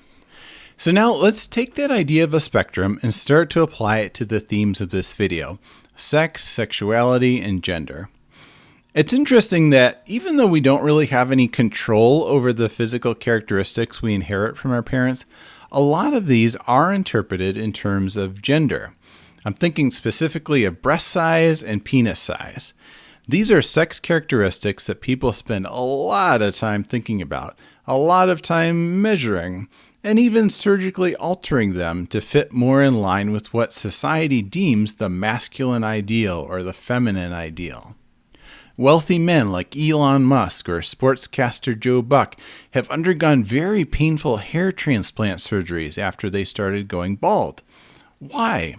Because male pattern baldness, although very common, is undesirable compared to a full head of hair, which is linked in our society to virility and masculinity. Some presidents or dictators are rulers of entire nations. They're objectively some of the most powerful men on the planet, and yet they take the uncommon step of wearing high-heeled shoes or boots. Why? Well, they're shorter in stature, and being tall is correlated in society with masculinity. When you look at a picture of actor Paul Giamatti, and then you look at a picture of actor Thor Bjornsson, which one exemplifies the masculine archetype? Well, don't get me wrong, Paul Giamatti's great, but I think most people would go with the mountain. He's got the height, he's got the biceps, he's got the deep voice that many men wish they had.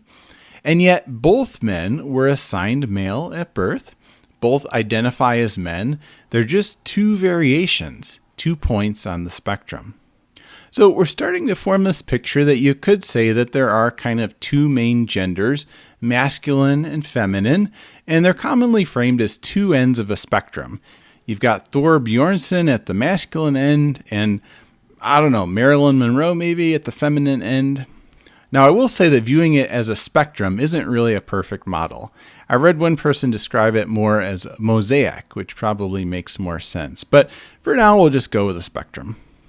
So someone like Paul Giamatti is kind of in the middle of the spectrum, as pretty much all of us are.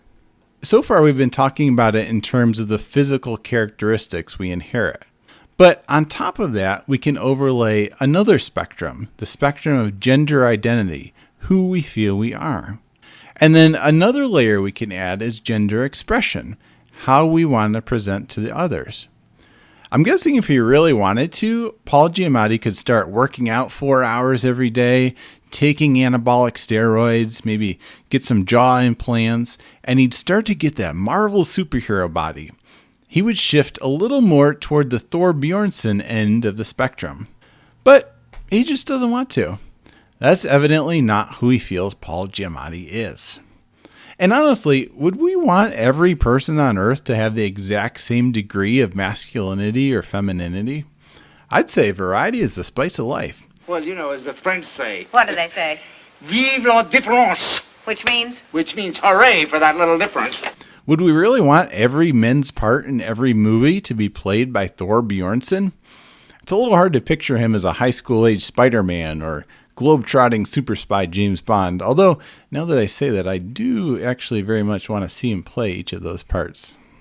We could maybe compare it to, imagine if every human was born with the exact same max running speed, the exact same max strength, the exact same swimming ability. I mean, that would make for some very boring Olympics.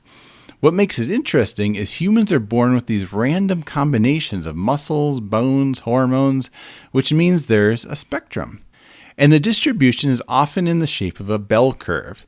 So a few people are naturally super slow runners, a few at the other end are naturally super fast runners, and most of us are somewhere in the middle. If there is someone like me in the world, and I'm at one end of the spectrum, couldn't there be someone else, the opposite of me at the other end? Someone who doesn't get sick, who doesn't get hurt like the rest of us. When one of those super fast runners randomly comes along, that's what makes races exciting to watch. But we don't really have to feel too bad for the super slow runners because they're probably randomly really good at something else. Maybe they'd score really good on the doing math problems spectrum. Again, we can picture a bell curve where most people are average at math, a few people are super terrible at it, and a few people are super good at it. Or how about the motion sickness spectrum? On our bell curve, most people are similar about what makes them car sick. A few people get car sick in almost any situation and always have to take Dramamine, and a few people never seem to get car sick no matter what, even if they're reading a book in the backseat of a stuffy car being driven by a drunk guy. Chances are all of us can think of a couple things we're weirdly good at, a couple things we're super bad at, and then most stuff we're kind of middle of the road on. All right, let's take that idea of the bell curve and look at another facet of sexuality. What about sex drive, the desire of each person to have sex? Well, it's true that some people have very little sexual attraction to other people. They may even identify as asexual. And then on the other end of the spectrum, some people have a super high sex drive. And many folks are somewhere in the middle. And none of these are inherently good or evil, they're just variation. Even looking at the 4 presidents of the Watchtower Society, we see quite a bit of variation in sexual expression. So C.T. Russell was the founder of Jehovah's Witnesses. He married at 27. Eventually his wife legally separated from him after 20-some years. And notably, before, during, and after his marriage, Russell was celibate. A 1906 Watchtower said, Mrs. Russell's bill of complaint admitted that there had been no cohabitation between herself and her husband, and her attorney attempted to make out of this that she was deprived of one of the chief pleasures of life. The court would not permit this. The fact is that the matter was in Mrs. Russell's own control. She did understand that her husband preferred to live a celibate life, but she agreed and expressed the same as her preference. After Russell died in 1916, the Watchtower Society's Secretary-Treasurer, W.E. Van Amber, affirmed to the press that Russell had maintained his celibacy until his death. He wrote, "To his dying day, he was able to say what probably very few men aside from our Lord could say, that he had lived a life of absolute celibacy." Joseph Rutherford was the second president of the Watchtower Society. He converted to the religion as a married man with 1 child.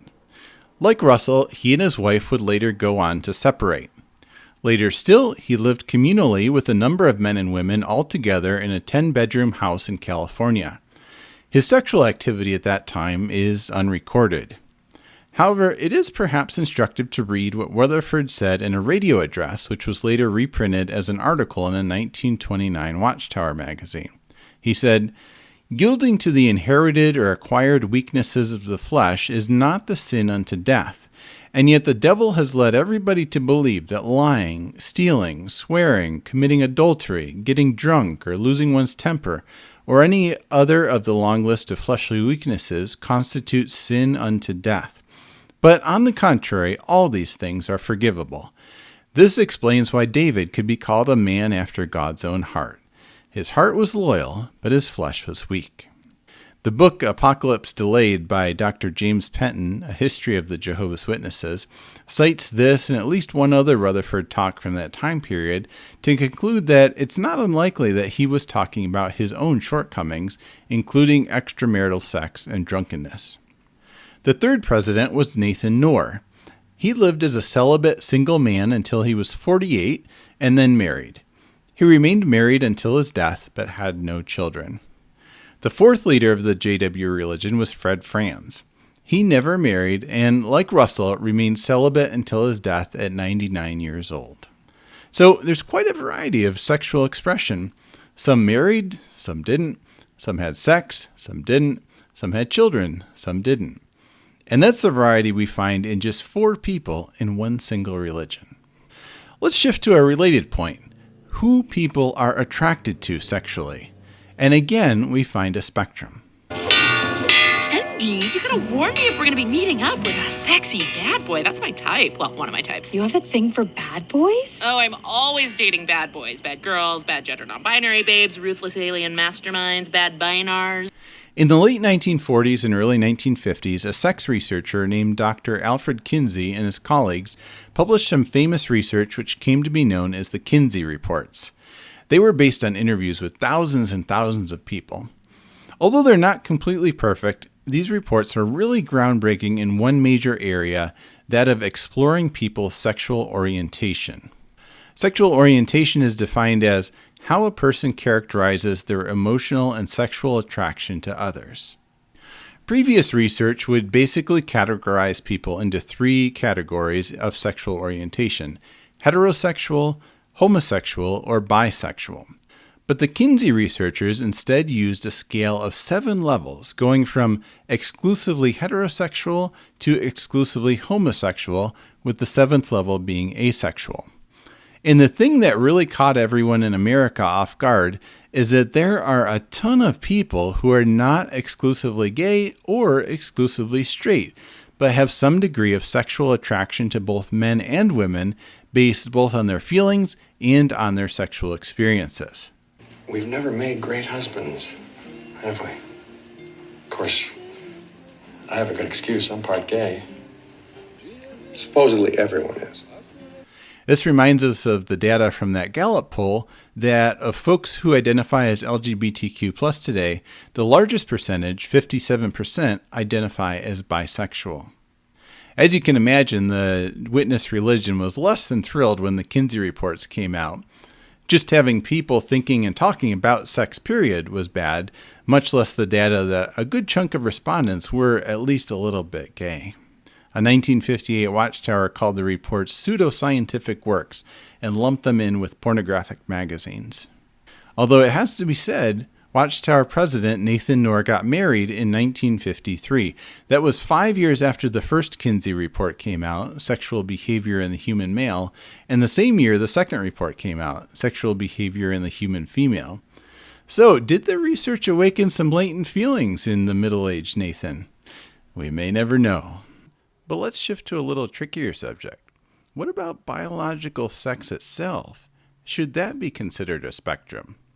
Well, in 95% of animal species, individuals are either male or female, and that includes humans. So, in that sense, no, not a spectrum. But as soon as you start to scratch the surface, sex starts to get quite complicated. What makes a person male or female? There's a number of things that go into it. Which genitals you have is probably the first thing we all think of, whether you have a penis or a vagina. In 1993, a woman named Lorena Bobbitt cut off her husband's penis with a carving knife. So, if someone doesn't have a penis, does that automatically mean they're not male? Another big factor in determining sex is which gonads you have, whether you have ovaries or testicles. In 2015, the actor Angelina Jolie had her ovaries and fallopian tubes removed surgically when early signs of ovarian cancer were detected. So, if someone doesn't have ovaries, does that automatically mean they're not a female? Another marker is the levels of sex hormones you have, testosterone and estrogen. But both someone assigned female at birth and someone assigned male at birth can supplement their testosterone. The person assigned male at birth may be doing it because their testosterone production has dropped drastically due to their age. The person assigned female at birth may be doing it because they're transgender.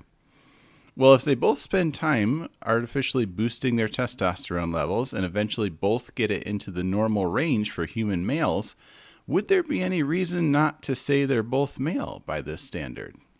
When Angelina Jolie had her ovaries removed, the drop in estrogen production triggered premature menopause. Did the fact her estrogen levels were no longer in the normal female range mean she was no longer female? And if so, then what sex was she? Chromosomes is another indicator of sex. If you have a Y chromosome, you're male, otherwise you're female. And to be honest, it's over my head to talk about it much more than that. Suffice to say, there are a ton of people out there that don't have the typical XX or XY chromosome combinations. So there's a lot of factors that go into considering whether someone is a male or a female. And what happens when one or more of those factors either goes missing or is added later in life. If someone, Angelina Jolie, for example, is missing multiple things used to categorize someone as female, then what are they? Are they then a male? Or are they still a female because they don't have a Y chromosome?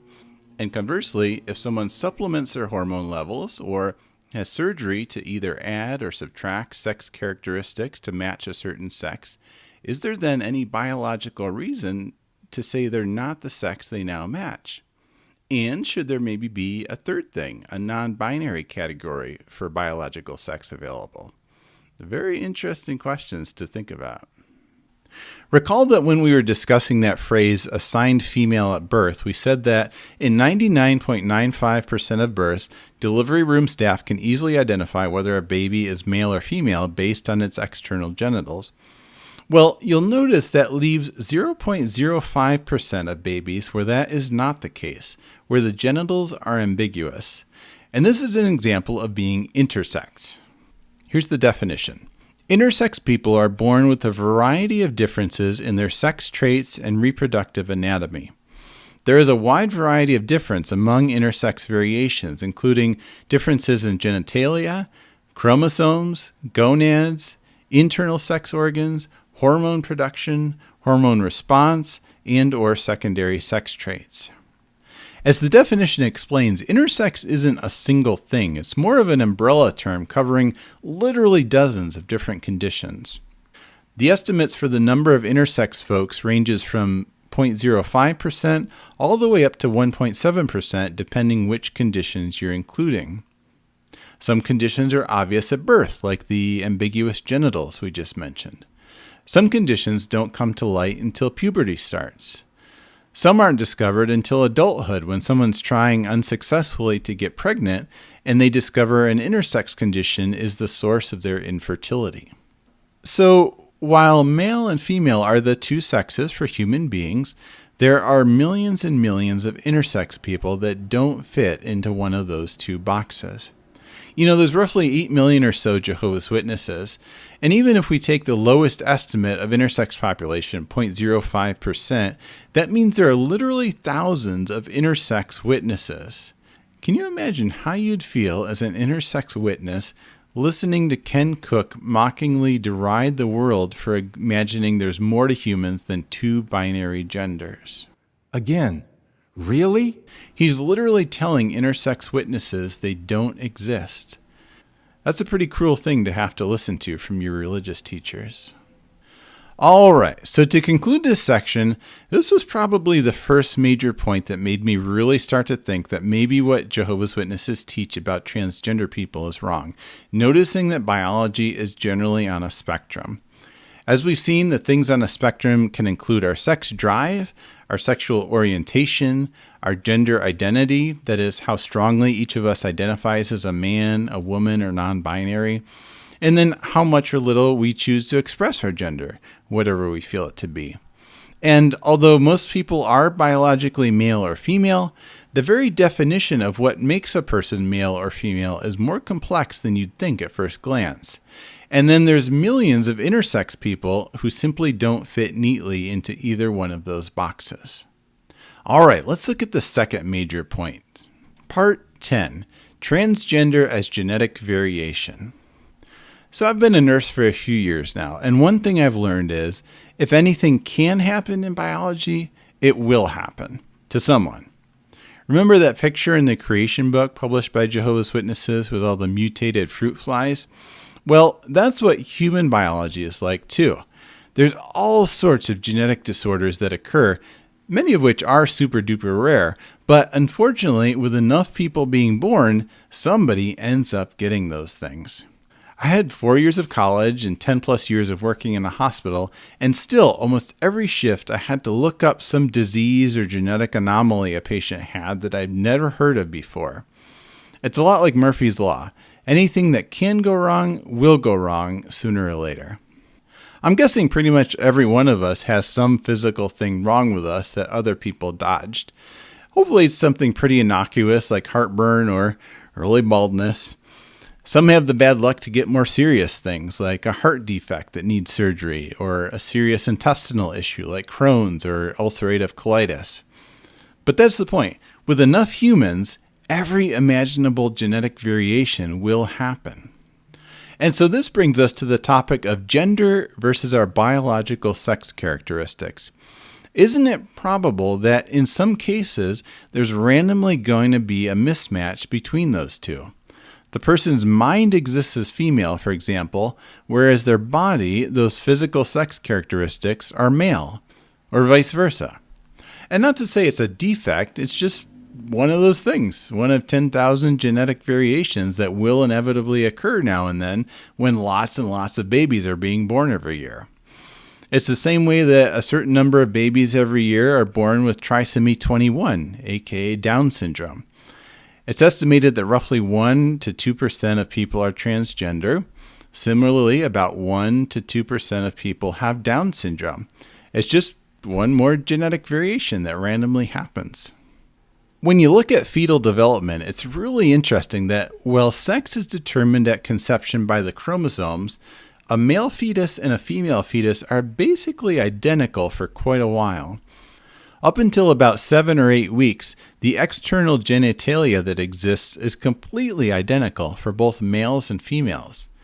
Every fetus has generic gonads, and then at a certain point there's a fork in the road where they either start growing into testes or into ovaries. The testes will then start producing testosterone, which helps cause the female structures to atrophy and the male structures to grow. On the other hand, if the testosterone doesn't fire up, the female structures will continue to grow and the male structures will atrophy. That's why you can't really determine a baby's sex by ultrasound with much accuracy until roughly 12 weeks. Before that, everything's just too much alike. And what you realize is that differentiation into male or female sex organs is dependent on this super complicated cascade of hormones and molecules and genes. I'm really way oversimplifying the process here. There's so many things that can go wrong every step of the way that honestly it's really kind of amazing that any of us end up with genitals that match what's going on in our brains. What we can kind of start to conclude is there's a variety of random combos that can occur. So usually you get a male brain, quote unquote, in a male body. But sometimes you get a female brain in a male body. And while you usually get a female brain in a female body, sometimes you get a male brain in a female body. Sometimes you get either a male or female brain in an intersex body. And these are just very broad strokes. Things can obviously be any number of variations on that. The brain itself may not be very male or female at all, but somewhere in the middle, more non-binary. And I want to be clear, the phrase female brain or male brain is itself overly simplistic and not really a thing per se. There's not actually much difference between male and female brains physically in broad strokes, or even at the level of detail you can see on an MRI.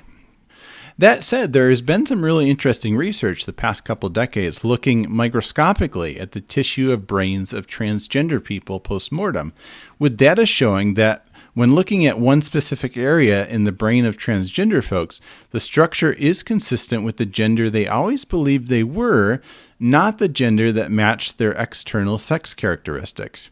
These are differences seen whether or not they were on hormone treatments, which can change the brain, and they were differences not seen in non-transgender people's brains, even if those people were on hormone therapy for various medical reasons.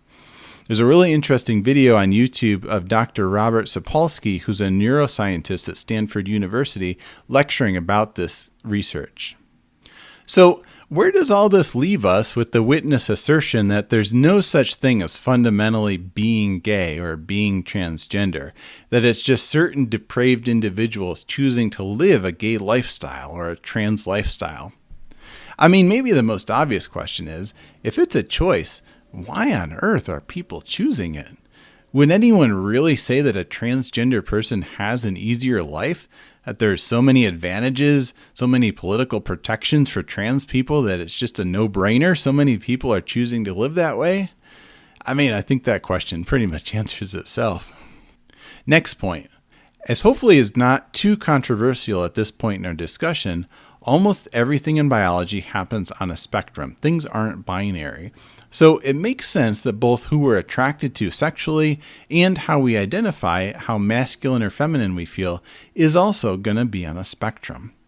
And even biological sex itself isn't always a clear-cut binary thanks to those random combinations coming out of the DNA gumball machine. Millions of people alive today are intersex. Third point, genetic conditions. Genetic variations are happening every second of every day as babies are conceived and develop. So it's completely understandable that sometimes you're going to get a mismatch between the biological sex of someone and what gender their brain identifies as. So then what? Do we blame someone for being transgender? Maybe we could ask it slightly differently. Do you blame a person with Down syndrome for having Down syndrome? Do you blame your wife with breast cancer for having breast cancer? If not, why would there be any more reason to be mean to a trans person or support laws which hinder their right to even exist? How much nicer to accept and understand that being transgender is just one of those things that randomly happens sometimes. Okay, so a trans person exists. Now what? Well, as witnesses are always so keen to stress when it comes to refusing blood transfusions, personal autonomy overrides everything else. Even if the medical team or the person's family members have very strong opinions about what the person should do, ultimately it's up to the person whose body it is that gets to decide how to handle things. So, for a transgender person with some level of mismatch between their biological sex and their gender identity, some of the main options are, at one end of the spectrum, they could choose to live in accord with their genitals and completely suppress and ignore the gender they feel like inside. At the other end, they could choose to live in accord with their gender identity and either ignore their external sex characteristics or, as is common, could modify their body by hormonal therapy and perhaps surgery to better align with that internal identity. Is it wrong to do that? Well, let's take an example. Genetic testing is available to gauge how likely it is that a woman will get breast cancer. Specifically, it checks for mutations in the BRCA genes or BRCA genes, which are tumor suppressor genes. Women with harmful mutations present in those genes have a much higher risk of developing breast cancer and ovarian cancer. So when a woman gets that information, one option she has is to get prophylactic or preventive surgery to proactively remove her breasts and or her ovaries and fallopian tubes to significantly lower cancer risk. So in 2013, actor Angelina Jolie became well known for preventively having both breasts surgically removed at age 37 after learning she carried those BRCA gene mutations and after having had multiple close family members die of either breast or ovarian cancer. Now, breasts are one of the main secondary sex characteristics a female body has. Should Angelina Jolie have been legally allowed to get those surgically removed? A couple of years later, as we mentioned earlier, she had more surgery to remove her ovaries and fallopian tubes.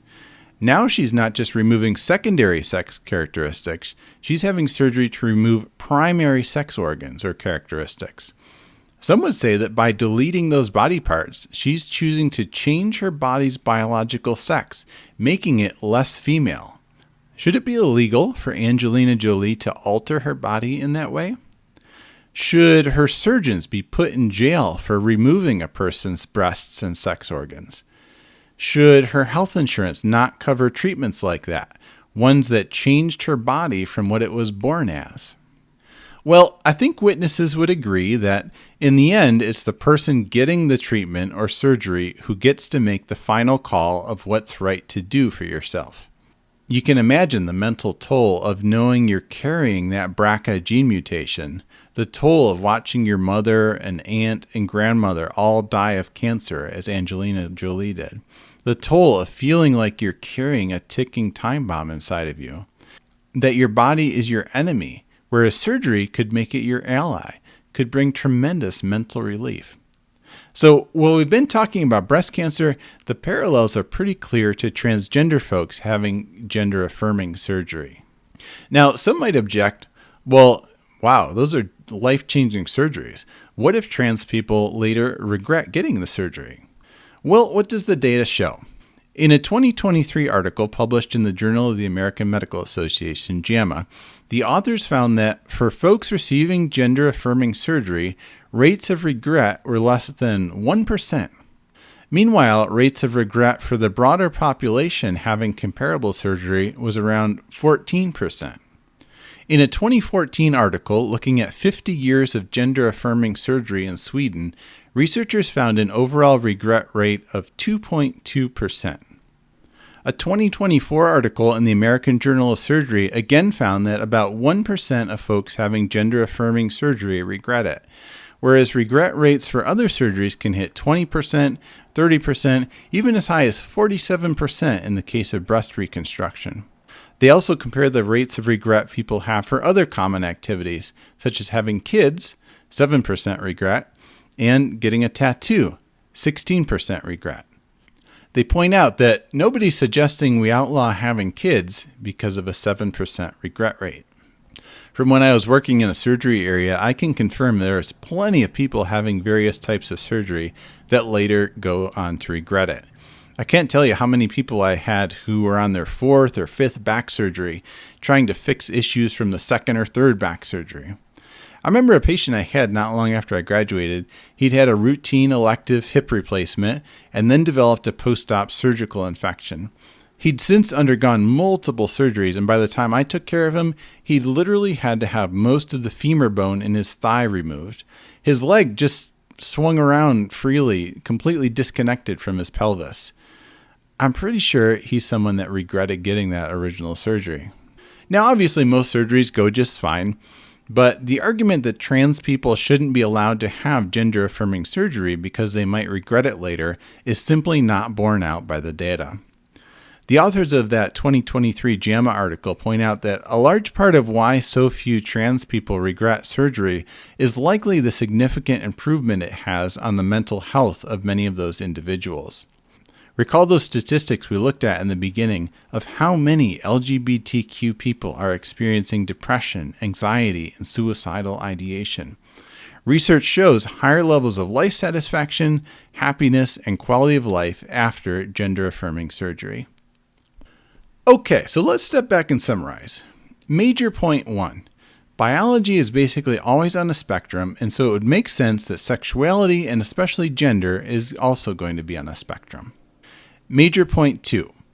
Let's for a moment disregard that first point and say, nope, biological sex and gender are only binary. You can only be one or the other.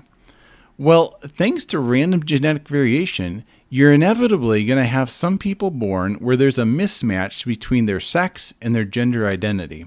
Their brain's telling them in every way possible that they're male, while their external body is female, or some variation of that. Okay, let's move on to the third major point why I believe that accepting transgender people is the way to go. Part 11. Who cares? Let me explain. So let's disregard the evidence that biology is on a spectrum and say that's not true.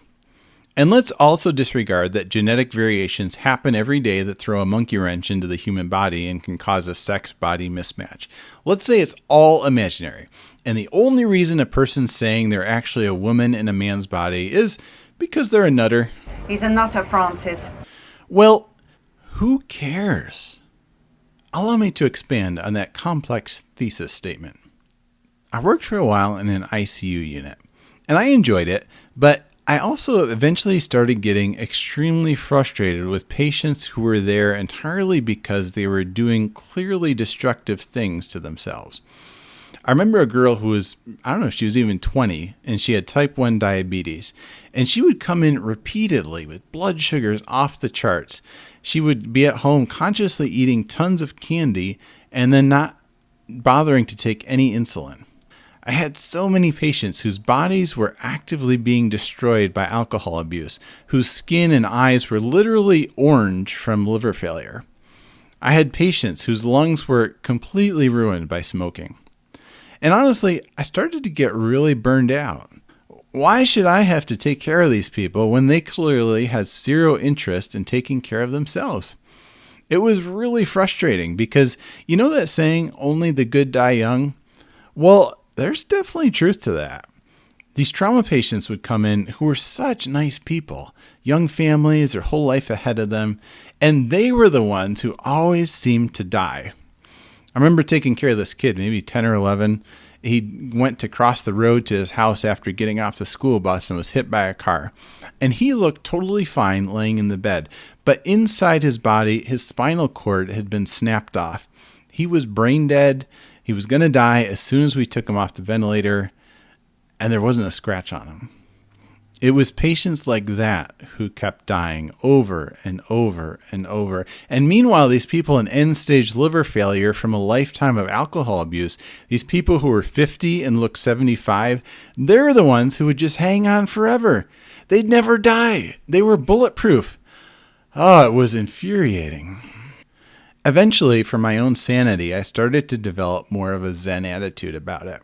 My philosophy became one of, well, all we know for sure is we all get one go-around on this planet. It's like going to a carnival and everyone gets handed one free ticket they can use on whatever ride they want. Or going to Chuck E. Cheese and everyone gets a handful of tokens for games. I very much disagreed with how some of these patients were using their ticket. Very much disagreed. It seemed so stupid to me, such a waste. But in the end, it was their ticket, not mine. If that's how they wanted to use it, what right did I have to tell them otherwise? And as I think about it now, there was a lot of nuance to those patients I wasn't seeing. That girl that kept coming in with the sky-high blood sugars, she was controlling one thing in her life she had power over. It was, don't get me wrong, a very destructive thing to do to her body, but it was a choice she could make, whereas she'd had no choice about having diabetes. Those people who destroyed their bodies with drinking, I'm sure that was a coping mechanism for a lot of terrible stuff in their life. And when they were young, when they started drinking, I'm sure nobody ever taught them any other way to handle their problems. Those people who had lung cancer and COPD from smoking 2 or 3 packs a day, well, I've never met a single person who started smoking as an adult. I asked pretty much every patient I've ever had who was a smoker when it was they started smoking, and invariably the answer is 13, 14. At that age, they got hooked on pretty much the most addictive substance out there, maybe second to heroin. If I'd started smoking at 13, can I say for sure I'd have done any better? I don't think so. So I started to get less judgy the longer I was in the ICU. And I started to relate that to transgender people too. Early on, probably even when I was still a witness, I didn't really understand this choice, quote unquote, they were making. Why would a man dress and live like a woman? I didn't get it. But, that was how they wanted to spend their ticket. By this point, I'd started getting to where I didn't like the religion of Jehovah's Witnesses telling me how I had to live my life. So who was I to tell a trans person how they should live their life? I got to thinking about how there's all these interesting documentaries out there about people who live their lives in these really quirky ways. They spend their whole life being a professional clown, maybe, or becoming the world's best pinball machine player. It seems like kind of a silly way to spend your life. And yet, by the end of the documentary, this tale of how someone spent their entire life becoming maybe the fastest backward runner in the world, it ends up being really inspiring and maybe it even brings a tear to your eye. It's really interesting to see how the witness religion handles this dichotomy it itself creates about how to spend one's life. On the one hand, it ideally wants every member to spend all their time volunteering to do work for the religion. So speakers will kind of mock people who spend their life as scientists or on other, in their mind, frivolous pursuits. Some study what's called pure science, meant just to advance mankind's understanding of science, but with no practical benefit. Some study dead languages. Some study bacteria or insects, which is wonderful if you like insects. But on the other hand, witness theology says that in paradise, humans are going to have 1,000,000 billion years to fill up. So in those talks, they hype up how awesome it'll be to spend 50 years studying a single insect. Imagine learning about all the millions of varieties of fish amphibians, mammals, birds, insects. I read about one man who studied fleas. 22 years he spent studying fleas. He is a flea expert. Probably doesn't know much about anything else, but he knows about fleas. 22 years. And don't get me wrong, it was fun sometimes as a witness to fantasize about all the cool stuff we could do when we're living forever. But in the real world, all we know for sure is we've got about 100 years here if we're lucky. So why be so worried about how other people are using their carnival ticket? Can't we all just get to live it how we want if we're not hurting anyone? Part 12. Transgender Folks and exJWs. As Jehovah's Witnesses, doctrinally, we were homophobic. We were transphobic. So what do we do about those past actions? I think it's helpful to cut ourselves a little slack. We were doing the best we could with the knowledge we had at the time. I like that shirt some ex-Mormons have that says, "Sorry for what I said when I was Mormon." And now that we know better, we do better. As the saying goes, the best time to plant a tree is 30 years ago. The second best time is now.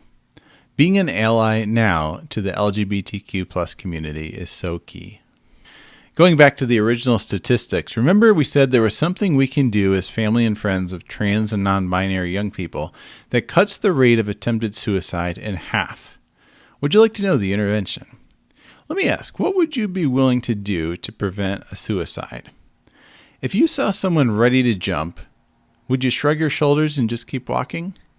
I mean, hopefully all of us would do something. But you might be thinking, well, what could cut the rate of suicide attempts in half? That's huge. It must be something really expensive. Well, it's not. It's not an expensive medicine. It's not a year of intensive therapy. It's not being in a rich family. Hey, my name's Cheese, and my pronouns are he, him, and his. Yep, the Trevor Project tells us transgender and non-binary young people who reported having pronouns respected by all or most people in their lives attempted suicide at half the rate of those who did not have their pronouns respected. Wow, what a simple thing. Ask people what pronouns they'd like to go by, usually either he, him, or she, her, or they, them, if they prefer not to be in that masculine, feminine binary.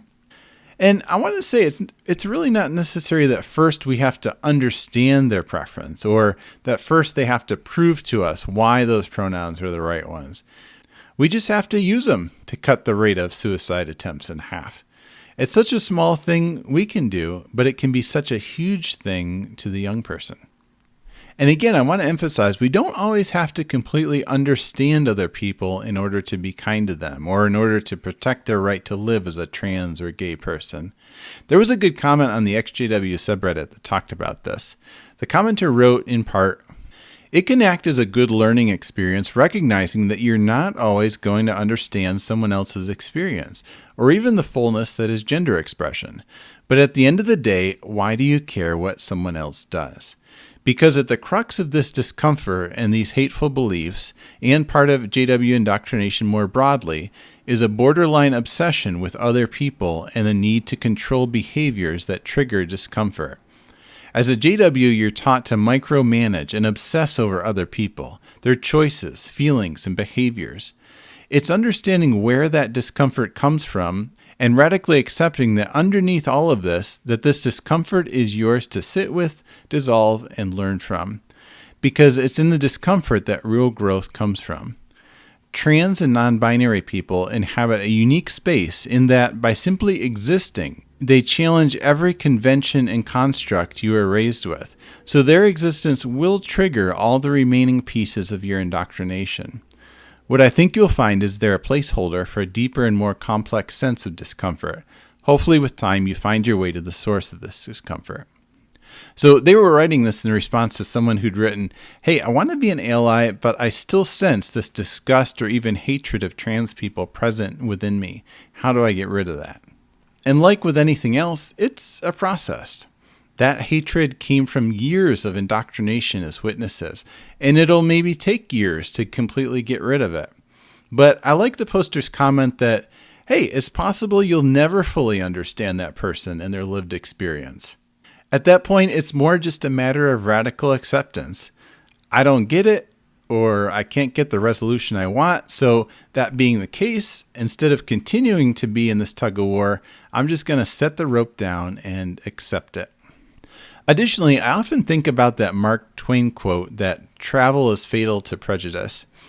I think part of the issue is, as witnesses, we grew up having maybe zero exposure to openly gay people or trans people, and it's a lot easier to hate what you don't know. I love the story of Daryl Davis, an African-American musician who has caused dozens of people to leave the Ku Klux Klan, and it's entirely just by sitting down one-on-one and talking with them. Just that process of someone getting to know a real-life black man, something many of them had never done before, was enough to ultimately make these men disavow their previous beliefs and quit the KKK. I love that story. So if I'm an exJW who recognizes in myself that even though I did leave the religion, I still have these feelings of disgust or even hatred for, let's say, a transgender person, it might be good to ask myself, when's the last time I had a trans person over to my house for supper? Or when's the last time I had that gay person from work and their partner over for an evening of board games? In fact, have I ever invited an openly LGBTQ plus person inside my home? If not, hey, maybe it's time. And that's how we break down these cultural barriers, is by being around people that we're not used to and being around people that the literature that we've been reading has demonized. But when we form relationships, we realize that the literature that we've been reading that's demonized them no longer holds water. I was listening to a podcast recently which mentioned how one group that tends to have a really hard time not being critical of others' life choices are people who grew up taught to be very self-critical. When you learn to be super critical of yourself, you don't really have the bandwidth or skills to not be critical of others. And I think growing up as a witness definitely qualifies as that kind of environment. No matter your level in the organization, you're always just a single haircut or a single outfit away from being pulled into the back room and being counseled. I remember a circuit overseer saying one time during a meeting, I would have made a really good Pharisee. And he was joking, but there's a lot of truth to it in the witness religion. The love is very conditional. Of course we love you, as long as you change this and this and this about yourself to the way we think it should be. It's such a relief to not be in that environment anymore, to not be judged for every choice we make. And even after we leave, it's challenging to try and unlearn being so self-critical of ourselves. And it's challenging to unlearn being critical of others' choices. But I think it's a worthy fight to wage. When you boil it down, it's basically the golden rule. Treat others how you want to be treated. I no longer want to be around people who feel they have the right or the duty to tell me how to live my life. And the mirror image of that, I don't want to be a person who thinks I have either the right or the duty to tell anyone else how to live their life. I want my choices to be met with kindness, acceptance, and love, and in turn, I want to try my best to give that to others. I had another circuit overseer, Everett Rodericks. He probably wrote the best talks I've ever heard personally given in the religion. I don't know if they still do this, but in my time as a witness, the CO could write one or two of his talks for the CO visit from scratch instead of using a society outline.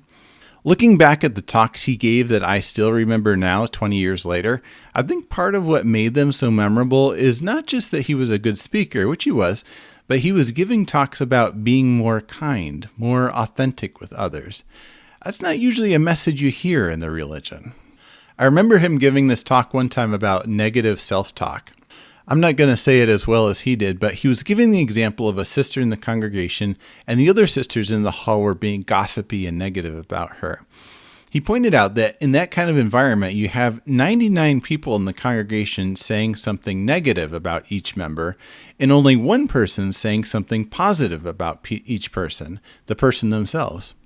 On the other hand, he said, if we let go of the judginess and negative self-talk and instead try to focus on what's good in others, now you have a situation where each person in the congregation has 99 people saying something positive about them instead of one person. And that just sets up a whole different vibe in the congregation.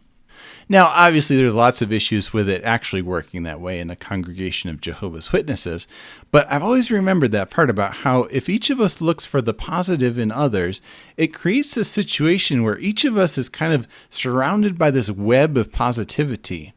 Instead of looking at a trans person and saying, of course I love you, I just want you to change this and this and this about yourself to the way I think it should be. Instead of that, there's kindness and unconditional love, the same kindness and unconditional love that we ourselves desire and are searching for. Part 13, Being Woke. I've noticed now and then the parallels between how exJWs will call leaving their religion waking up, and then how there's a common term in politics of being woke, usually referring to being plugged into social justice issues. And woke is often used these days as a pejorative term by some conservative folks.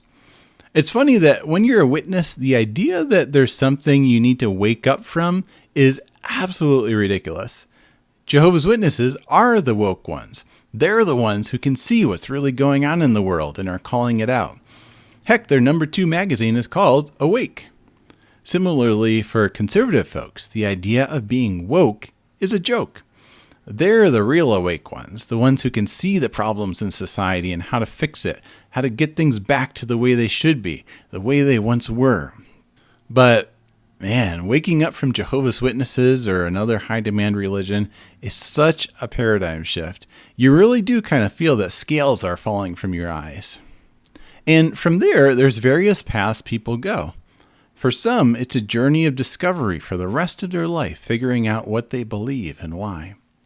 Others might feel that, okay, now I figured that out, let me just get on with my life and make up for lost time. Still others might go the route of Mal, Dom Cobb's wife in the movie Inception. Having learned that her reality she believed in wasn't actually real, after that she was unable to believe that anything was as it seemed. Some exJWs go deep into looking for secret hand signals being given on JW broadcasting and subliminal messaging and watchtower illustrations, trying to figure out how deep the rabbit hole goes. I think in general, being awake, being woke is good. When I think in the political arena about folks rejecting stuff they say is too woke, what I pick up underlying that is people see things changing, they see the country gradually evolving, and they don't like it. And why don't they like it? That's because underlying that dislike of change is fear. And how do I know that? Because let me tell you, I've felt that fear many, many times. I know you're all fighting because you're scared and confused. I'm confused too. Probably my number 1 least favorite thing at work was getting mucus on my hands. Ugh.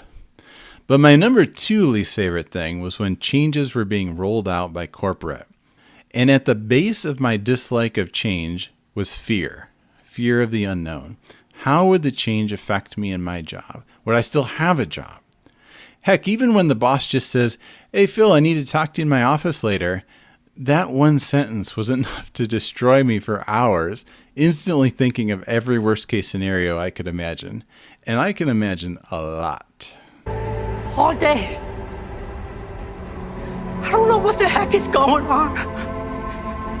But somehow, it feels like it's all my fault. I can't tell you how many times in my life I've read the book Who Moved My Cheese by Dr. Spencer Johnson, trying to retrain my brain that change is really the only true constant in life, and the key is not to prevent change, but to learn to adapt to change, to use it for growth. When I see folks railing against going woke, that's the vibe I get. They see the world changing, becoming more accepting of however someone wants to live their life, and when they see the gradual move in that direction, they don't like that new direction, just like me when work was rolling out some new policy change. And what underlies that dislike of change is that fear fear of the unknown. The changes are introducing new variables into life, and well, maybe the old life wasn't actually that good or even that enjoyable. At least it was a known quantity, and in that regard, it felt safer. Wait, am I still talking about work, or am I talking now about being a Jehovah's Witness? Or is it in many ways the same thing? Where am I trying to go with this? Well, those of us who've left high control groups have changed our world so much already. And overall, I think almost all of us would say it was for the good. We're glad we made those life-altering changes. But also, it can be exhausting. Sometimes you just get tired of changing and you want to take a break. I feel that. And also, I just want to say that although we're already awoken, and I don't recommend trying so hard to be wide awake that you're analyzing JW broadcasting sets for secret symbols or zooming in on blurry screenshots of governing body members' hands to check their signet rings for the Masonic square and compass. Don't do that so much, but sometimes there is a little more distance we can go to wake up a bit more, even though sometimes it can be scary. In many ways, we've become intrepid explorers through life, braving the unknown, first by making the decision to leave behind the religion that completely shaped our world, maybe even having to, at least for now, say goodbye to friends and family still in the religion. And then we take that step into the unknown, like Jim Carrey at the end of The Truman Show. And it's odd, but I think for many of us, that moment of leaving didn't quite feel like a triumphant finale with a crescendoing orchestra and us looking heroically off into the distance with a steely gaze and a smile on our face. I think it often feels in some ways like one of the worst, most stressful times of our entire life. It didn't feel like we were brave and fearless heroes going on an adventure. It was more just that we'd reached our breaking point. We just couldn't take it anymore, the way we were living life. But, I mean, to be honest, that's pretty much what bravery is. It's been said by many people, including Nelson Mandela, that being brave doesn't mean you're not scared. It just means taking the scary step despite our fear, because we believe it's the right thing to do, or we just can't do it the other way anymore.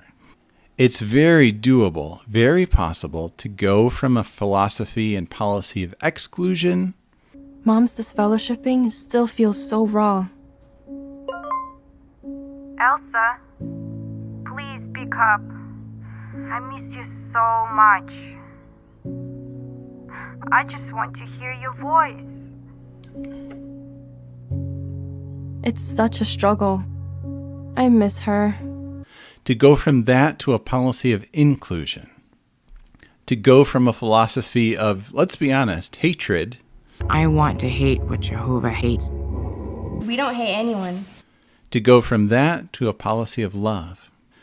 To go from a philosophy of hoping entire groups of people will die. A 1976 Awake said, "The Bible says that homosexuality is degrading and that those practicing such things are deserving of death. Of course, it is up to God and His glorified Son to execute any such death penalty at the proper time." Now, it's not that we rejoice in someone's death, but when it comes to God's enemies, finally, they're out of the way.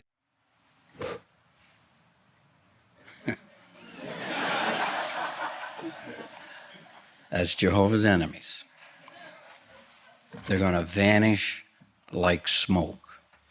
To go from a philosophy of wishing people would die to one of realizing all we know for sure is everyone gets one go at life, and they should get to live it how they want. And in the end, isn't that what we all want? Don't most of us who've left a high-demand religion like Jehovah's Witnesses yearn for acceptance from our families that are still believers? Don't we wish our witness parent would just run to us like the father in the parable of the prodigal son, embrace us in a big bear hug and say, "I love you just the way you are. I am so proud of you and what you've accomplished in your life. I'm so proud to have you as my child." I think the inner child in each of us wants that so much.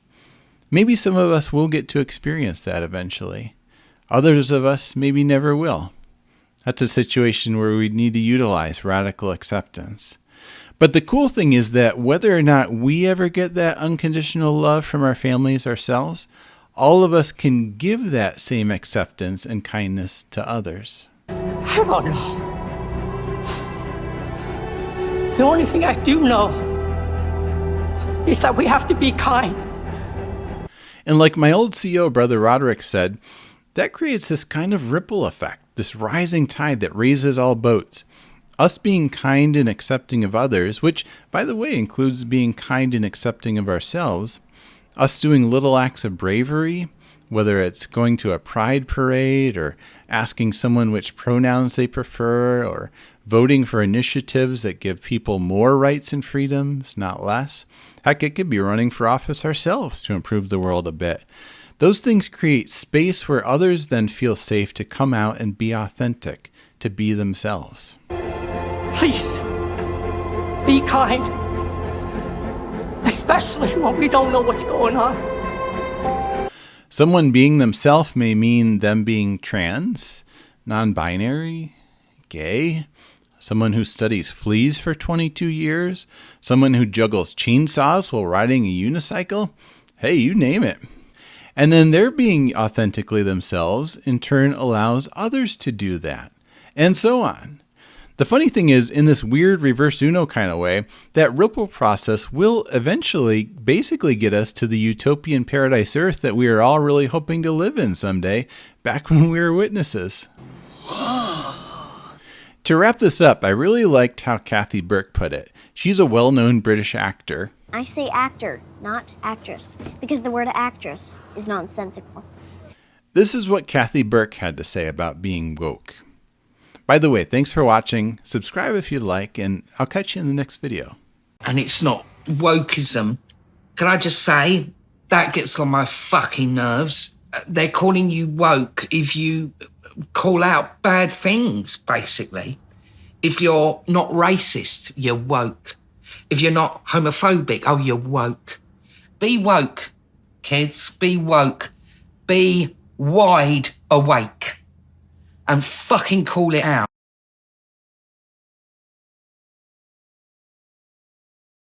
I'm wide awake.